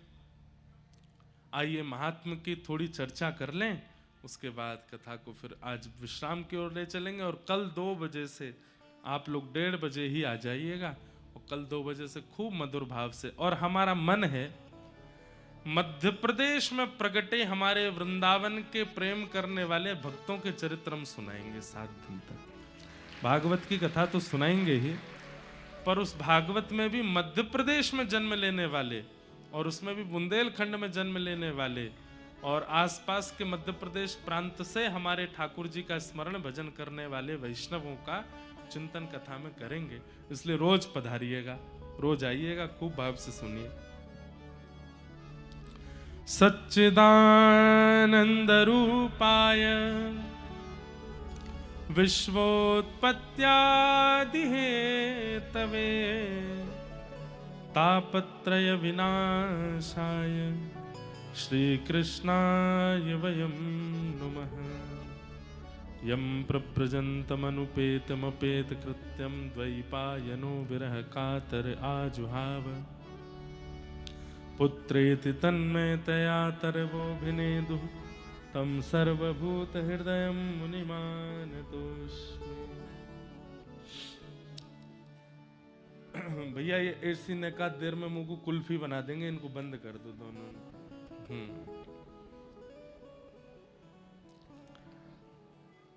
सच्चिदानंद रूपाय, भगवान के 3 रूप, 3 कर्म और 3 गुणों की चर्चा भागवत के महात्म्य में की गई है। भगवान के 3 प्रकार के रूप हैं, सत्य, चैतन्य और आनंद। ठाकुर जी सत्य स्वरूप हैं, चैतन्य स्वरूप हैं और आनंद घन हैं। हमारे पूज्य गुरुदेव भगवान ने एक बहुत सुंदर व्याख्या की इस श्लोक की कि भगवान सत्य हैं, चैतन्य हैं और आनंद हैं। इसका एक अर्थ तो यह है कि जो सत्य हम बोलते हैं उसमें ठाकुर जी का निवास है।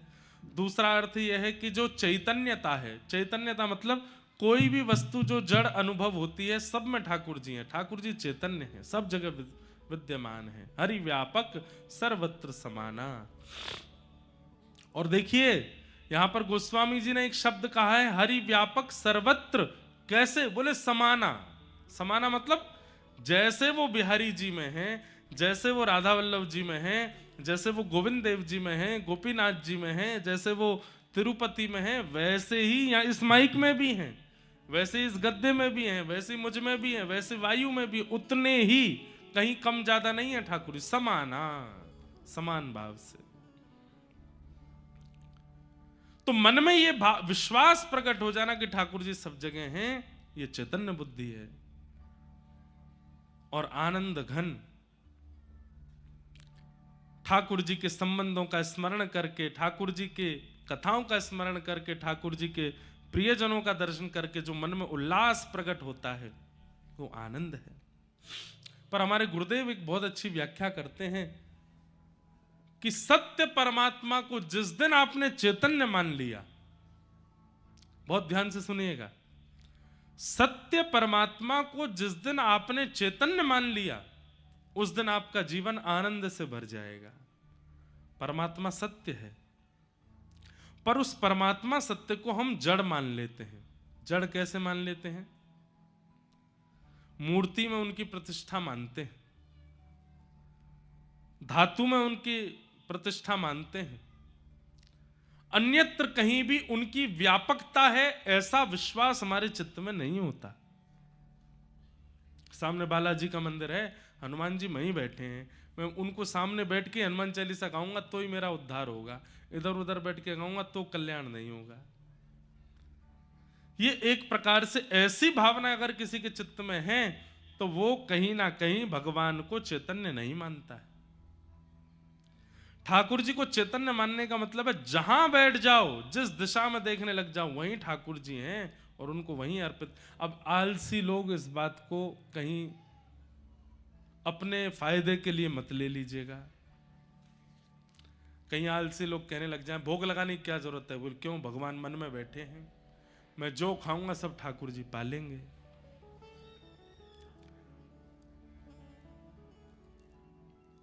ये तर्क को तर्क वितर्क करने वाले लोग, आलसी लोग, भगवान से 100 कोस की दूरी रखने वाले लोग कहीं इसको अपना टाइटल मत बना लीजिएगा। देखो महाराज जी कह रहे हैं सब जगह भगवान है, तो मैं जो पाऊंगा उससे हो। ये भी होता है पर तुम्हारे साथ नहीं होगा। ऐसा भी होता है कि आप पाओगे ठाकुर जी का पेट भरेगा। ऐसे एक चरित्र आता है, श्रीमद वल्लभाचार्य जी महाराज के एक शिष्य थे गोवर्धन में, उनका नाम मुझे याद नहीं आ रहा, भगवान दास नाम था संभवतः। तो वो ठाकुर जी को अपना सखा मानते थे। तो उनका नियम ऐसा था, वो ठाकुर जी के सखा हैं, ठाकुर जी उनके साथ खेलने के लिए वन में जाते थे।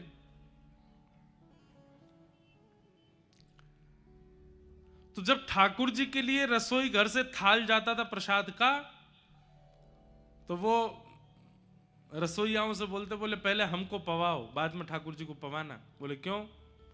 बोले हम पहले पा करके वन में जाके सब व्यवस्था करेंगे ठाकुर जी की, वहाँ ठाकुर जी खेलने आते हैं, कहीं कोई दिक्कत नहीं हो जाए। तो रसोईया ने कहा अच्छा भगवान का प्रसाद नहीं लगा, तुमको पहले पवा दें? ऐसा बिल्कुल नहीं होगा। तो जब उनको नहीं पवाया, ठाकुर जी के सामने धर दिया, तो महाप्रभु वल्लभाचार्य जी के चित्त में भी ठाकुर जी आकर के आज्ञा किया आज हम भी नहीं पाएंगे। क्यों? वह ने ना पाया तो हम भी नहीं पाएंगे। अब वह ने ना पायो, वो दुखी है क्यों, वो खेलवे के काजे ना गए, अब मैं उन्हें पाऊंगा, इसलिए नियम बना दो, वो पहले पाएगा हम बाद में पाएंगे। तब से महाप्रभु जी ने नियम बना दिया, बोले पहले इसको पवाओ, उसके बाद ठाकुर जी को पवाओ। क्यों? ठाकुर जी का सखा है, जितनी देर ठाकुर जी प्रसाद पाते हैं उतनी देर वन में जाके सब व्यवस्था कर लेता है। तो कई लोगों के लिए नियम ठाकुर जी ने बनवाए, पर आलसी लोग अपने सुख समृद्धि के लिए कृपया कर इस बात को ना ले लें कि भगवान तो सब जगह हैं, मैं पाऊंगा उससे ठाकुर जी का भोग लग जाएगा। हो सकता है ठाकुर जी चाहें तो। अब माधव दास जी, उनका चरित्र आता है, जगन्नाथपुरी के माधव दास जी जगन्नाथ भगवान से कहते हैं हे महाप्रभु जी अब मैं कुछ दिन व्रज की यात्रा पे जा रहा हूं। तो जगन्नाथ भगवान बोले तुम चले जाओगे तो हमारा मन कैसे लगेगा, हमको भी ले चलो। तो माधवदास जी बोले आप यहीं बैठे रहो। क्यों? 8 बार तो भोजन करते हो आप, सुबह से रात्रि तक 8 बार भोजन करते हैं ठाकुर जी, और मैं वृंदावन यात्रा पर पैदल चल करके जाऊंगा, 8 बार कहां से भोजन दूंगा आपको? इतने भयंकर जंगल, पहाड़, नदियां, सरोवर, तालाब सबको पार करना पड़ेगा, दुर्गम रास्ता है, आप तो भूख के कारण व्याकुल हो जाते हो, आपको लेके कैसे जाऊंगा? जगन्नाथ महाप्रभु बोले तो ठीक है तुम चले जाओ। अब जगन्नाथ जी संग चले इसका मतलब ये थोड़ी कि वो मूर्तिमंत होके ही चलेंगे, वो तो हृदय में बैठ के भी जा सकते हैं। ठाकुर जी हृदय में बैठ गए माधवदास जी के। अब माधवदास जी का अभ्यास था कि 4-4 दिन तक भी भूखे रह लेते थे, लेकिन ठाकुर जी चित्त में बैठ करके माधवदास जी के साथ जाने लगे, उनको पता नहीं था। थोड़ी दूरी पहुंचे जगन्नाथपुरी से, इतनी जोर की भूख लगी माधवदास जी को, अब तो ऐसे व्याकुल हुए कि थोड़ी बहुत देर में प्रसाद नहीं मिले तो पेड़ पोड़ खाने शुरू करूं, थोड़ी देर भोजन नहीं मिला तो पत्ते खाने लगे, घास खाने लगे, सामने जो आया उसी को ही खाने लगे, और स्वयं ही आश्चर्यचकित होकर खुद से ही पूछ रहे हैं हे माधवदास इतनी उम्र हो गई आज तक इतनी भूख तो तुझे कभी नहीं लगी, आज ये कैसे भूख लग रही है? क्योंकि माधवदास जी के अंदर ठाकुर जी बैठ के जा रहे हैं, ठाकुर जी को लग रही है भूख। माधवदास जी एक गांव में पहुंचे और गांव की माता जी एक कुटिया में रहती थी, उनका द्वार खटखटाया, मैया जल्दी खोलो जल्दी खोलो। बंधुओं ऐसी भूख कभी लगी है कि आप पागल हो गए हो, बस कुछ मिल जाए? नहीं लगी होगी। हम लोगों को ऐसी भूख नहीं लगी है अभी तक, पर एक बात शास्त्रों में कहते, महाभारत कहती है कि पुत्र शोक महाकष्टम, माता पिता के सामने पुत्र की मृत्यु हो जाना ये महाकष्ट है, पर इससे भी विशाल कष्ट होता है कष्टात कष्ट करित क्षुधा, भूख लगना और भोजन का ना मिलना, उससे भी बड़ा कष्ट है। माधवदास जी की ऐसी स्थिति हो गई, गेट खटखटाने लगे, मैया बोली अरे रुको रुको आती हूं। द्वार खोल के देखा, कहो बाबा क्या बात है इतने व्याकुल? मैया जो है घर में, जो है घर में मुझे खिला दो, मुझे भूख लगी है, बहुत तेज भूख लगी है। बैठो बैठो, इतने व्याकुल। बोले बैठने का मतलब जो रखा है तो बनाना नहीं है, जो रखा है दे दो, पका हुआ है बिना पका हुआ है जो है सब दे दो। बोले रोटी नहीं है आटा दे दो, मैं आटा खा लूंगा, गेहूं दे दो गेहूं चबा लूंगा, लेकिन मुझे दो। मैया बोली सब व्यवस्था है बैठो। माधवदास जी बैठे, भोजन थाली लगा करके दी, माधवदास जी तो पाने लगे। भूखा व्यक्ति वो विचार नहीं करता कि रोटी को सब्जी से लगाऊं या चावल में दाल डालूं, तो बस खाता है। मैया बोली आराम से धीरे धीरे खाओ, और बाबा अकेले अकेले खाए जा रहे हो, इस बालक को भी खिलाओ। माधवदास जी बोले कौन बालक? तुम्हारे बगल में जो बैठा है ये बालक? कोई बालक नहीं है मेरे बगल में। अरे बाबा ऐसे कैसे बात करते हो? निश्चित कहीं से अपहरण कर लाए हो किसी मैया के प्यारे से बालक का, और कहीं मैं तुमको पकड़वा ना दूं इसलिए मेरे सामने नाटक कर रहे हो कि कोई बालक नहीं है। ऐसा सांवला सा बालक, बड़ी बड़ी आंखें इसकी, ऐसे जीभ में पानी आ रहा है, मुंह में पानी आ रहा है, तुम्हारी थाली की ओर देख रहा है और तुम अकेले अकेले खा रहे हो, इसको नहीं पवा रहे? माधवदास जी बोले कोई बालक नहीं है मैया, मैं अकेला हूं। अरे तुम्हारे बगल में मुझे दिख रहा है, ठोड़ी पे हाथ धर के छोटा सा गौतमदरा सा बालक, पीतांबरी पहने, सांवला सलोना सा तुम्हारी थाली की ओर देख रहा है, घुंघराले केश हैं। माधवदास जी समझ गए, बोले ओहो, तभी मैं कहूं मुझे इतनी भूख क्यों लग रही है। जगन्नाथ जी जैसे ही कहा सोई ठाकुर जी प्रकट हो गए। बोले कहो माधवदास। बोले आप आ गए। बोले तुमको क्या लगता है कि हम स्थूल रूप में ही चलते हैं साथ में? हम सूक्ष्म रूप से तुम्हारे मन में बैठ करके वृंदावन जा रहे हैं। हमको भूख लग रही है इसलिए तुम खा रहे हो। महाराज जिन माधवदास जी को 30 दिन में वृंदावन पहुंच जाना था, 6 महीना में पहुंचे। क्यों? 10 कदम चलते हैं फिर भूख लग जाती है, फिर अपने मन से कहते हैं हे जगन्नाथ जी नेक नेक तो सबर कर लो, कम से कम 8 बार का भोजन 4 बार कर लो। यात्रा में बहुत दिक्कत होती है, इतना खाने के बाद चला भी नहीं जाता। लोग बाग पैदल यात्रा पर जाते हैं तो 2-4 किलो वजन कम होता है। माधवदास जी जब वृंदावन पहुंचे 10 किलो वजन बढ़ गया। इतना खाते हुए गए क्योंकि ठाकुर जी चित्त में बैठ के गए। तो अगर आप ये कहते हैं कि चित्त सब जगह ठाकुर जी हैं, व्यास जी कह रहे हैं, तो चित्त में भी तो हैं, भोग लगाने की क्या आवश्यकता। अरे ठाकुर जी स्वयं कहें कि मैं चित्त में हूं, हैं तो वो सबके चित्त में, पर वो एक्टिव हैं कि नहीं वहां पर, आपके द्वारा पाया गया प्रसाद वहां स्वीकार कर रहे हैं कि नहीं, ये विशेष बात। सच्चिदानंद रूपाय, सत्य परमात्मा को जब तक आप चैतन्य नहीं मानोगे, जब तक उनमें यह बुद्धि रखोगे कि वो जड़ हैं। अच्छा एक बात बताओ, व्यक्ति पाप करता है, उसको नहीं पता कि उसने पाप किया, पता है, पर व्यक्ति फिर भी पाप कर देता है। क्यों? क्योंकि उसके अंदर यह विश्वास भी है कि मैं पाप कर रहा हूं, किसी को नहीं दिख रहा, मतलब परमात्मा को भी नहीं दिख रहा है। उसे यह बात पता होती है कि परमात्मा देख रहे हैं, लेकिन वो परमात्मा की उपस्थिति की सत्ता पर विश्वास नहीं करता, इसलिए गलत काम करता है। बड़े बड़े महापुरुष भजनानंदी गलत काम क्यों नहीं करते, गलत क्यों नहीं खाते, गलत क्यों नहीं पीते? क्योंकि वो केवल मानते नहीं है, जानते भी हैं कि परमात्मा देख रहे हैं, परमात्मा बैठे हैं, परमात्मा की दृष्टि के आगे हमें कुछ हमें गलत करना नहीं है। हम क्यों गलत कर देते हैं? क्योंकि हमारे मन को ये बात पता है कि परमात्मा होता होगा कहीं, उसको थोड़ी दिख रहा है कि मैं क्या कर रहा हूं, सब पता है। तुम जानत सब अंतर्यामी, तुम जानत सब अंतर्यामी, करनी कछु ना करी, हो करनी कछु ना करी, मोरी राखो लाज हरी, मोरी राखो लाज हरी, मोरी राखो लाज हरी, मोरी राखो लाज हरी।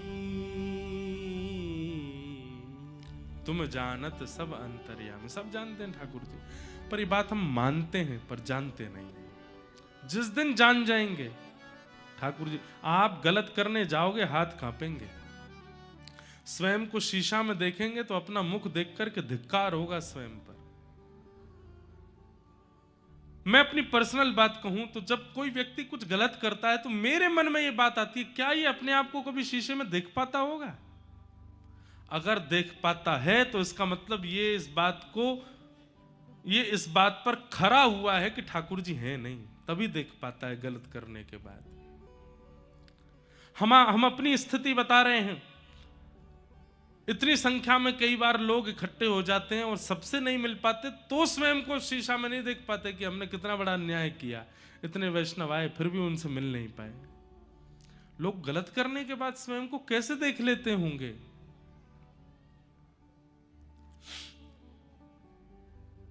भगवान चैतन्य हैं, सब जगह हैं, हर तरफ, हर जगह और हर समय।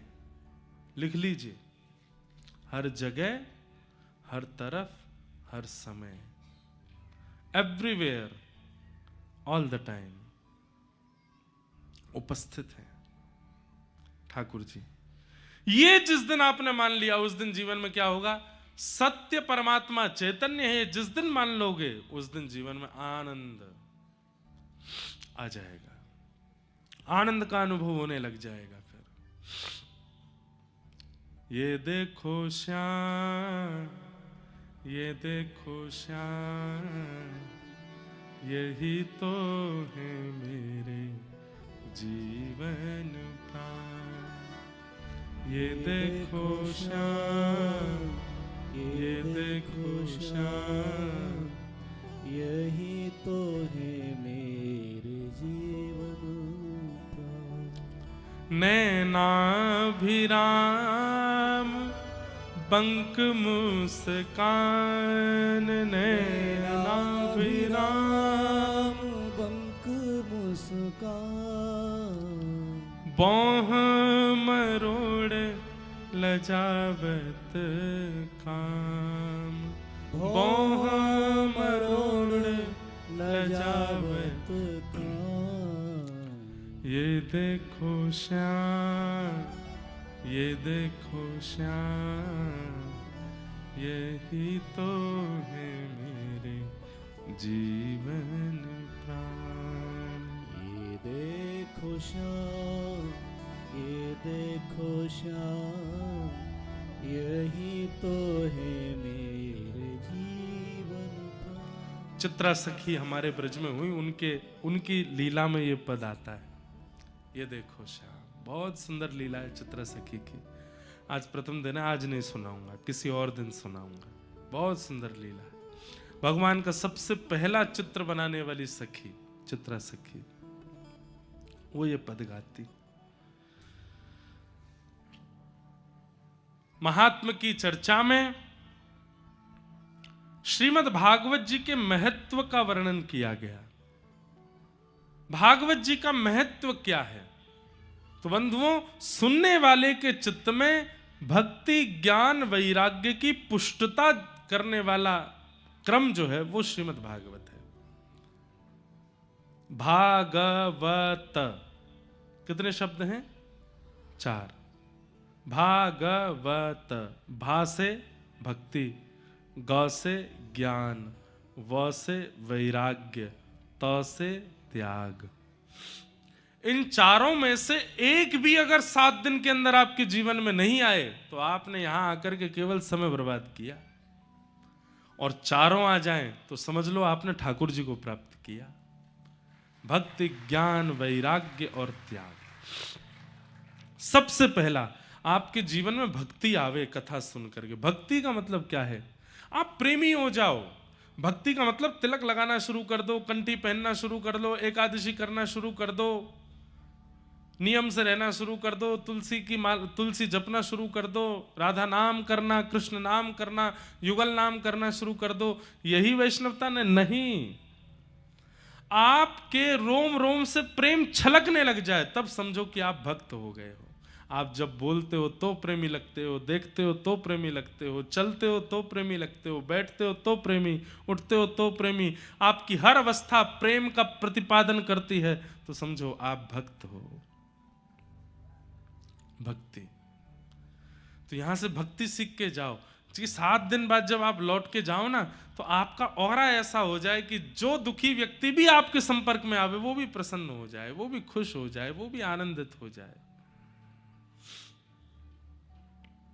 श्रीमन चैतन्य महाप्रभु वो जब गांव गांव भ्रमण करते थे तो जो जो उनके रूप माधुरी को देखता था उसके मुख से हरिबोल शब्द का उच्चारण अपने आप प्रारंभ हो जाता था। केवल इतना ही नहीं कि केवल सांसारिक मानवों के मुख से हरिबोल बुलवाया हो। जब चैतन्य महाप्रभु वन में गए तो वन के हिंसक जीव भी जब चैतन्य महाप्रभु की ओर देखते तो वो भी हरिबोल तो नहीं बोल सकते, लेकिन 4 पैरों पर चलने वाले 2 भुजा उठा करके वो भी नृत्य करते थे महाप्रभु जी को देख के। इसका मतलब क्या है? आप भक्त हैं, आपका ऑरा बताता है, आपका स्वभाव बताता है। आपकी उपस्थिति बताती है कि आप भक्त हैं कि नहीं। कई लोग मेरे से मिलने आते हैं, हम आपको सत्य बता रहे हैं, कई लोग ऐसे आते हैं जीवन में, वो जब मिलने के लिए आते हैं, उनके उपस्थित होते ही, कमरा में आते ही, या वो जब भी मिलने आते हैं, उनके आते ही हम जितने भक्ति भाव में सब खत्म हो जाती है। समझ में आ जाता है कि भाई महासंसारी हैं जो सामने बैठे हैं। फिर उनसे हम नियम कुछ ना कुछ पूछते हैं, एक दो बात, और वो सत्य निकल आती है। पहला प्रश्न होता है कि मांस खाते हैं आप? कहीं ना कहीं से नहीं नहीं महाराज जी पहले खाते थे। मैंने कहा पहले खाते अब खाते बात एक ही है। मदिरा आदि पी लेते हैं? नहीं नहीं पहले वो भी छोड़ छाड़ दिया, अब नहीं। सामने तो सब ऐसे ही बोलते हैं, पर मैंने अनुभव किया है, और ये भक्ति करने के बाद आपको भी अनुभव होने लग जाएगा कि इस प्रकार विषय वासना में रहने वाले लोग, पर स्त्रियों के प्रति कुदृष्टि रखने वाले, छल कपट करने वाले, मांस मदिरा आदि, ये जब जब आपके सामने आएंगे आपको घबराहट होगी, और आपका मन होगा कि या तो मैं इसको भक्त बनाऊं या मैं ही उठ के चला जाऊं। पर एक स्थिति ऐसी आएगी, आपकी भक्ति ऐसी हो जाएगी कि आप उसके सामने से उठ के नहीं जाओगे, आप उसको भक्त बना के जाओगे। नित्यानंद महाप्रभु बलराम जी के अवतार माने जाते हैं कलिकाल में। श्री चैतन्य महाप्रभु श्री ठाकुर जी के अवतार हैं, और नित्यानंद महाप्रभु बलराम जी के अवतार हैं। तो श्री नित्यानंद महाप्रभु जब चैतन्य महाप्रभु के स्पर्श में आए, कथा सुनिएगा जयपुर की भक्तमाल, और उसमें श्री चैतन्य महाप्रभु का चरित्र सुनिएगा, वहां आपको स्पष्ट हो जाएगा। इस वर्ष की जो भक्तमाल जयपुर में हुई, हम साल में एक ही भक्तमाल करते हैं जयपुर में, तो वहां इस बार महाप्रभु जी का चरित्र इतना सुंदर चरित्र है। तो उसमें नित्यानंद महाप्रभु से चैतन्य महाप्रभु निवेदन करते हैं कि ये कलिकाल है, सतयुग त्रेता द्वापर में हमने उद्धार किया, पर कलिकाल में उद्धार नहीं करना। उद्धार किससे किया? गदा से किया, सुदर्शन चक्र से किया, धनुष बाण से किया। पर इस कलिकाल में ना तो सुदर्शन चलेगा, ना गदा चलेगी, ना बाण चलेगा। यहां उद्धार नहीं करना है, तो यहां स्वीकार करना है। कलिकाल में ठाकुर जी स्वीकार कर रहे हैं मानवों को, यहां उद्धार नहीं कर रहे हैं। सतयुग त्रेता द्वापर में ठाकुर जी उद्धार करते हैं, कलयुग में ठाकुर जी स्वीकार करते हैं, अंगीकार करते हैं। और वो स्वीकार करने के लिए सुदर्शन, गदा और धनुष बाण आदि को पीछे रखना पड़ेगा। तो फिर नित्यानंद महाप्रभु बोले, तो फिर इस कलिकाल में मानव स्वीकार कैसे होगा? बोले केवल और केवल हरेर नाम हरेर नाम हरेर नामैव केवलम कलौ नास्त्यैव नास्त्यैव नास्त्यैव गतिरन्यथा।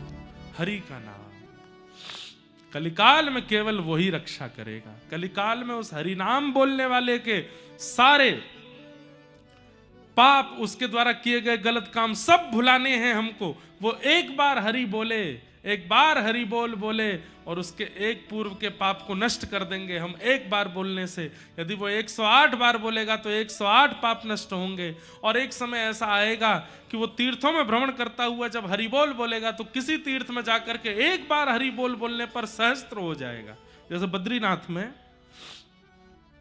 एक बात सुनिएगा हमारी, हम आप सब लोग कभी पुरुषण नहीं कर पाएंगे इस जन्म में। पुरुषण का मतलब क्या होता है?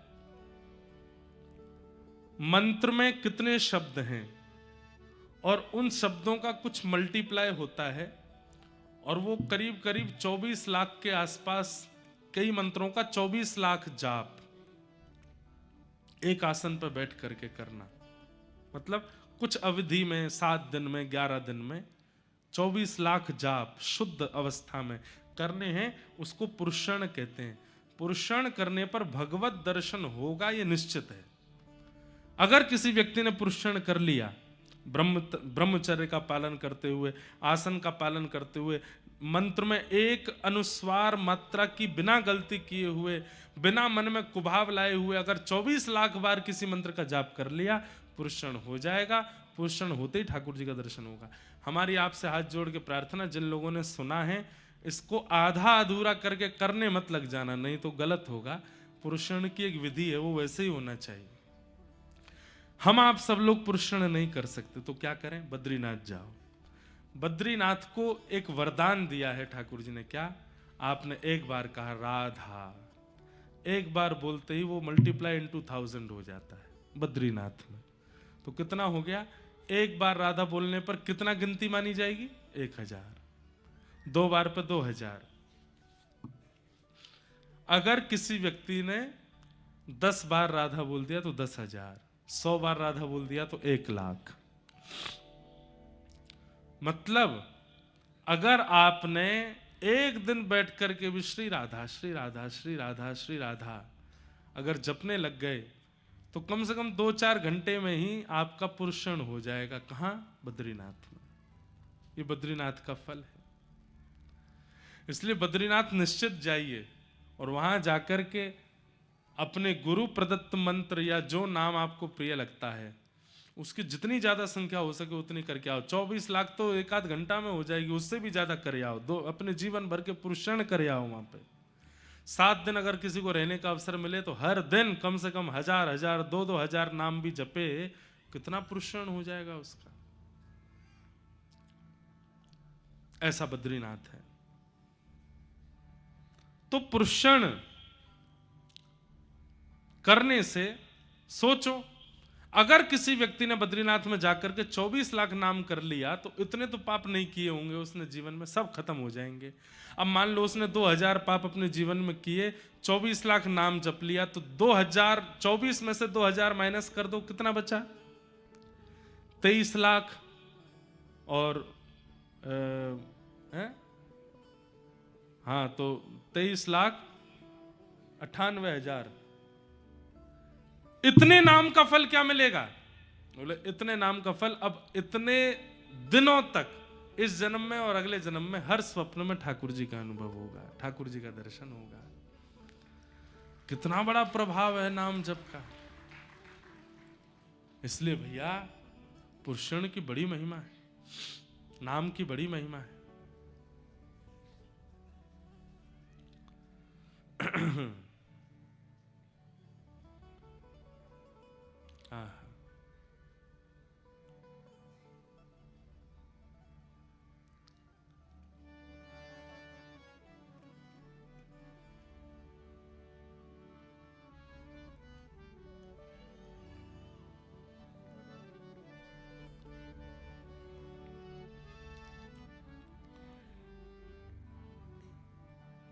भजले हरि का नाम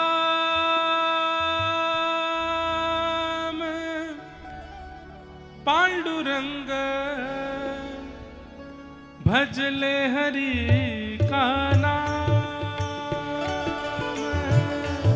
हरि का नाम पांडुरंग, भजले हरि का नाम। करताल बजा के गाओ सब लोग। भजले हरि का नाम पांडुरंग, भजले हरि का नाम, भजले हरि का नाम पांडुरंग, भजले हरि का नाम। पांडुरंग विठ्ठल नाथ,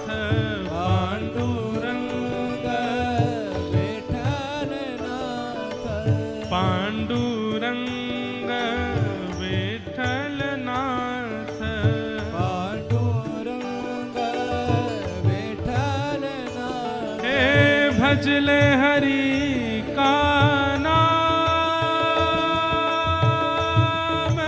पांडुरंग, भजले हरि का नाम, भजले हरि का नाम पांडुरंग, भजले हरि का नाम। और मुझे याद है कि हमारे सागर में श्री विठ्ठल भगवान का भी सुंदर मंदिर है। और पिछली बार जब हम गए थे, गंगा आरती यहाँ होती है, अभी भी होती है रोज। इस बार भी जाएंगे दर्शन करने। वहाँ श्री पंडरीनाथ श्री विठ्ठल भगवान विराजमान है। कितना सुंदर दिव्य दर्शन होता है वहां पर। विठ्ठल विठ्ठल जय हरि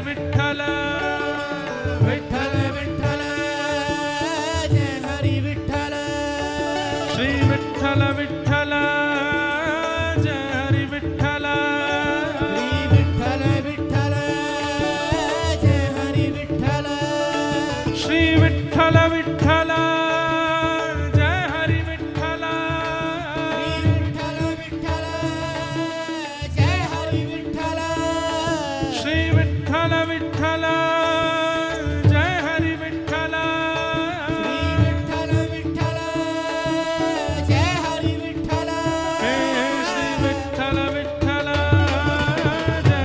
विठ्ठल श्री विठ्ठल विठ्ठल जय हरि विठ्ठल श्री विठ्ठल विठ्ठल जय हरि विठ्ठल श्री विठ्ठल विठ्ठल जय हरि विठ्ठल राम वही श्याम वही राम वही श्याम वही कृष्ण वही बलराम वही कृष्ण वही बलराम वही सब में समाई जिसकी छाया सब में समाई जिसकी छाया जिसका भेद वेद ना पाया जिसका भेद वेद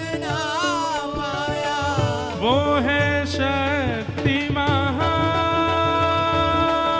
महान पांडुरंग बजले हरि का नाम वो है शक्ति महान पांडुरंग भजले हरि का नाम भजले हरि का नाम पांडुरंग भजले हरि का नाम भजले हरि का नाम पांडुरंग भजले हरि का श्री विठ्ठल भगवान की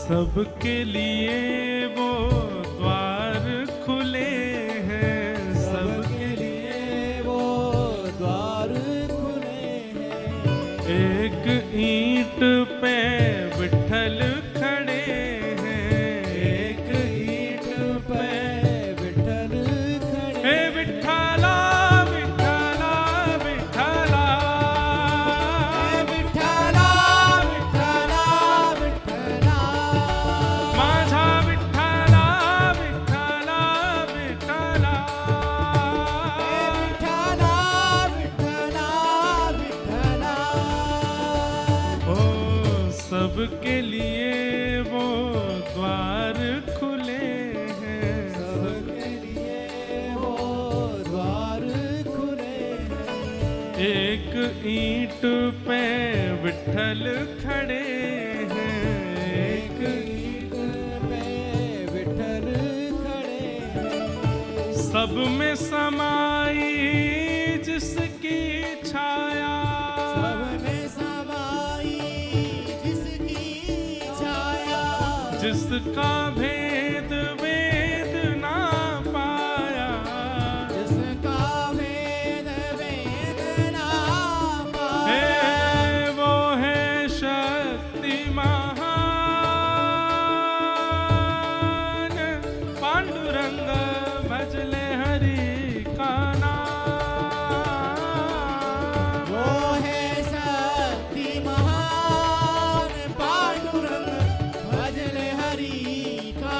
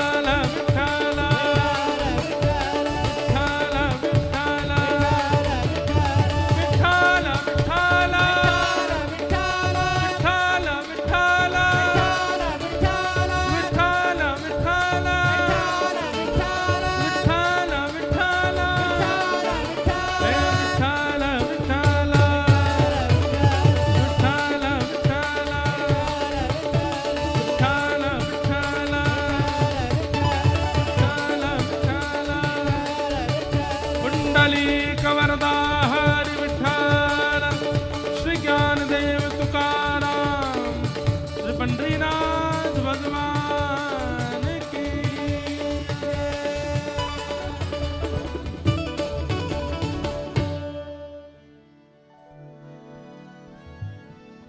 नाम स्मरण में इतनी क्षमता है तो भागवत में भक्ति, ज्ञान, वैराग्य और त्याग, या तो भक्ति युक्त होके जाइए, और भक्ति युक्त होने का मतलब है कि आपके उपस्थिति मात्र से वो क्षेत्र आनंदित हो जाए, समझो भक्ति है। ज्ञान, ज्ञान का मतलब बहुत नॉलेज होना नहीं, ज्ञान का मतलब सही निर्णय लेने वाला ज्ञानी कहलाता है। जानकार तो रावण भी बहुत बड़ा था, पर निर्णय लेना नहीं जानता था। आजकल भी लोग जानकार बहुत होते हैं, पर निर्णयात्मका बुद्धि नहीं होती उनके पास, क्या निर्णय कब कैसे लेना चाहिए। ज्ञान, भक्ति, ज्ञान, भाग और फिर आया व, यानी कि वैराग्य। वैराग्य का मतलब क्या है? वैराग्य का मतलब सबके बीच रहते हुए भी किसी में मोह न करना, ये वैराग्य है। किसी के प्रति आसक्त ना होना, चाहे वो वस्तु हो, व्यक्ति हो, व्यंजन हो, मिल जाए तो अच्छा, ना मिले तो कोई दिक्कत नहीं, ऐसा वैराग्य। और अंत में है त्याग, हरि विमुखों का त्याग। जो हरि के नहीं है वो हमारे नहीं है, उनका त्याग। चाहे वो व्यक्ति है, वस्तु है, व्यंजन है, जो हरि को अर्पित नहीं हो सकता वो हमारा भी नहीं हो सकता। भागवत, भक्ति, ज्ञान, वैराग्य और त्याग। नारद जी महाराज ने भक्ति, ज्ञान, वैराग्य की पुष्टता के लिए भागवत की कथा को गंगा जी के तट पर जाकर के सनक सनंदन सनातन सनत कुमारों से संपादित करवाया। तत्पश्चात भक्ति, ज्ञान, वैराग्य तीनों युवा हो गए और भागवत जी से यह पुष्ट हुआ कि भागवत की कथा ज्ञान, वैराग्य और भक्ति को चित्त में पुष्ट करती है। ज्ञान आज भी है, वैराग्य है, भक्ति भी है, पर पुष्ट नहीं है चित्त में।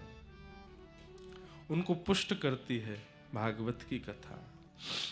तत्पश्चात श्रीमद् भागवत सुनने से और क्या होता है, तो बोले भयंकर प्रेत योनि में पड़े हुए व्यक्ति भी इस कथा को सुनने से मुक्त हो जाते हैं। तो मतलब मरे हुए लोग भी जब मुक्त हो सकते हैं तो हम तो जीवित हैं, हम पर कल्याण कैसे नहीं होगा। धुंधकारी नाम का एक प्रेत बन गया था बालक, क्योंकि उसने माता पिता के प्रति विद्वेष किया। भागवत जी की कथा श्रवण करके उस पर कृपा हुई और कृपा हो करके वह भी प्रेत योनि से मुक्त होकर भगवत धाम को प्राप्त हो गया।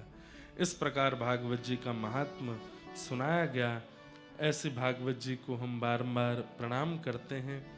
अंत में भागवत जी के महात्म्य में कहा असारे संसारे विषय विषसंगा कुलधिय क्षणार्थम क्षेमार्थम पिबत सुख गाथाम तुलसुधाम किमर्थम व्यर्थम भो व्रजत कुपथे कुत्सित कथे परीक्षित साक्षी यत् श्रवणगत मुक्त्युक्ति कथने परीक्षित साक्षी यत् श्रवणगत मुक्त्युक्ति कथने। असार रूपी संसार है, विषयों से भरा हुआ है। यहाँ पर विषय ही प्राप्त होता है, पर इस विषयले संसार में भी परीक्षित साक्षी हैं इस बात के कि भागवत का आश्रय लेकर के वो इस विषय रूपी संसार से मुक्त होकर भगवत धाम को प्राप्त हो गए, तो हम क्यों नहीं कर सकते। ऐसी भागवत जी को हम बारंबार प्रणाम करते हैं। आज के महात्मा के सत्र को हम यहाँ विराम देते हैं। कल प्रथम स्कंद से कथा का प्रारंभ ठीक 2 बजे होगा। तब तक के लिए आप सबको जय श्री कृष्ण। जय श्री कृष्ण। नेक और जोरते बोलो पीछे वाले भी बोलो जय श्री कृष्ण। जय सिया राम, जय सिया राम। जय श्रीमन नारायण, जय श्रीमन नारायण। जय जय श्री राधे। कल पुनः मिलेंगे, तब तक के लिए सबको प्रणाम। हे भजो मुकुंद माधव मुरारी, भजो मुकुंद माधव मुरारी, हे भजो मुकुंद माधव मुरारी, हे भजो मुकुंद माधव मुरारी। गिरधारी बनवारी, गिरधारी बनवारी, गिरधारी प्यारो बनवारी, गिरधारी प्यारो बनवारी, गिरधारी बनवारी, गिरधारी बनवारी, गिरधारी बनवारी, गिरधारी बनवारी, गिरधारी प्यारो बनवारी, गिरधारी प्यारो बनवारी। हे भजो हाँ भजो ओ भजो मुकुंद माधव मुरारी, भजो मुकुंद माधव मुरारी, हे भजो मुकुंद माधव मुरारी, भजो मुकुंद माधव मुरारी। हे भजो मुकुंद माधव मुरारी।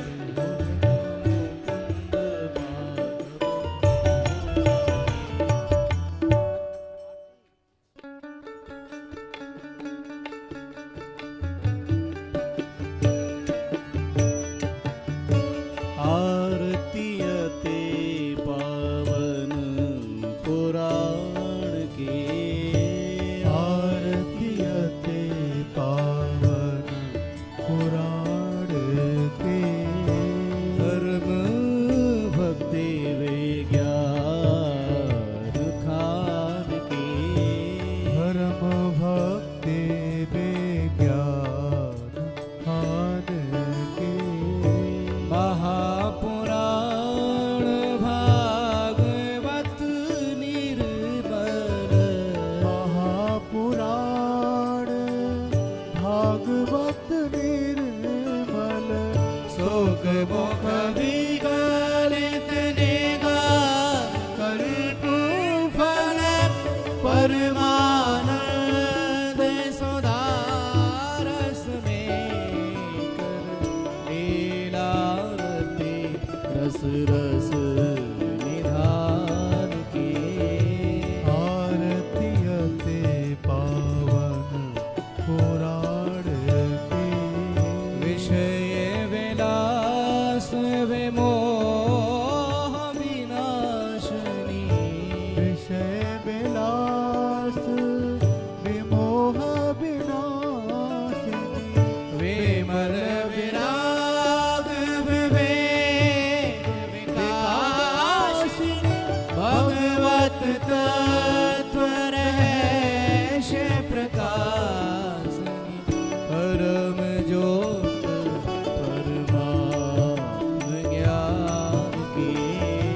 आरतीयते पावन पुराण के, परमहंस मुनि मन उल्लासिनी, परमहंस मुनि मन उल्लासिनी। रस हृदय रस रास विलासिनी, मुक्ति मुक्ति रति प्रेम सुदासिनी। कथा कीर्तन प्रिय सुजान की, धर्म भक्ति विज्ञान खान की। आरतीयते आरतीयते आरतीयते पावन पुराण की। ओम जलेन शीतलीकरणं पुष्पै देवाभिवन्दनम् आरोग्यार्थे आत्माभिवन्दनम् नानासुगन्धिपुष्पाणि यथा कालोद्भवानि च पुष्पाञ्जलिर्मया दत्त्वा गृहाण परमेश्वर मन्त्रपुष्पाञ्जलिं समर्पयामि भगवते श्रीपुराणपुरुषोत्तमाय नमः।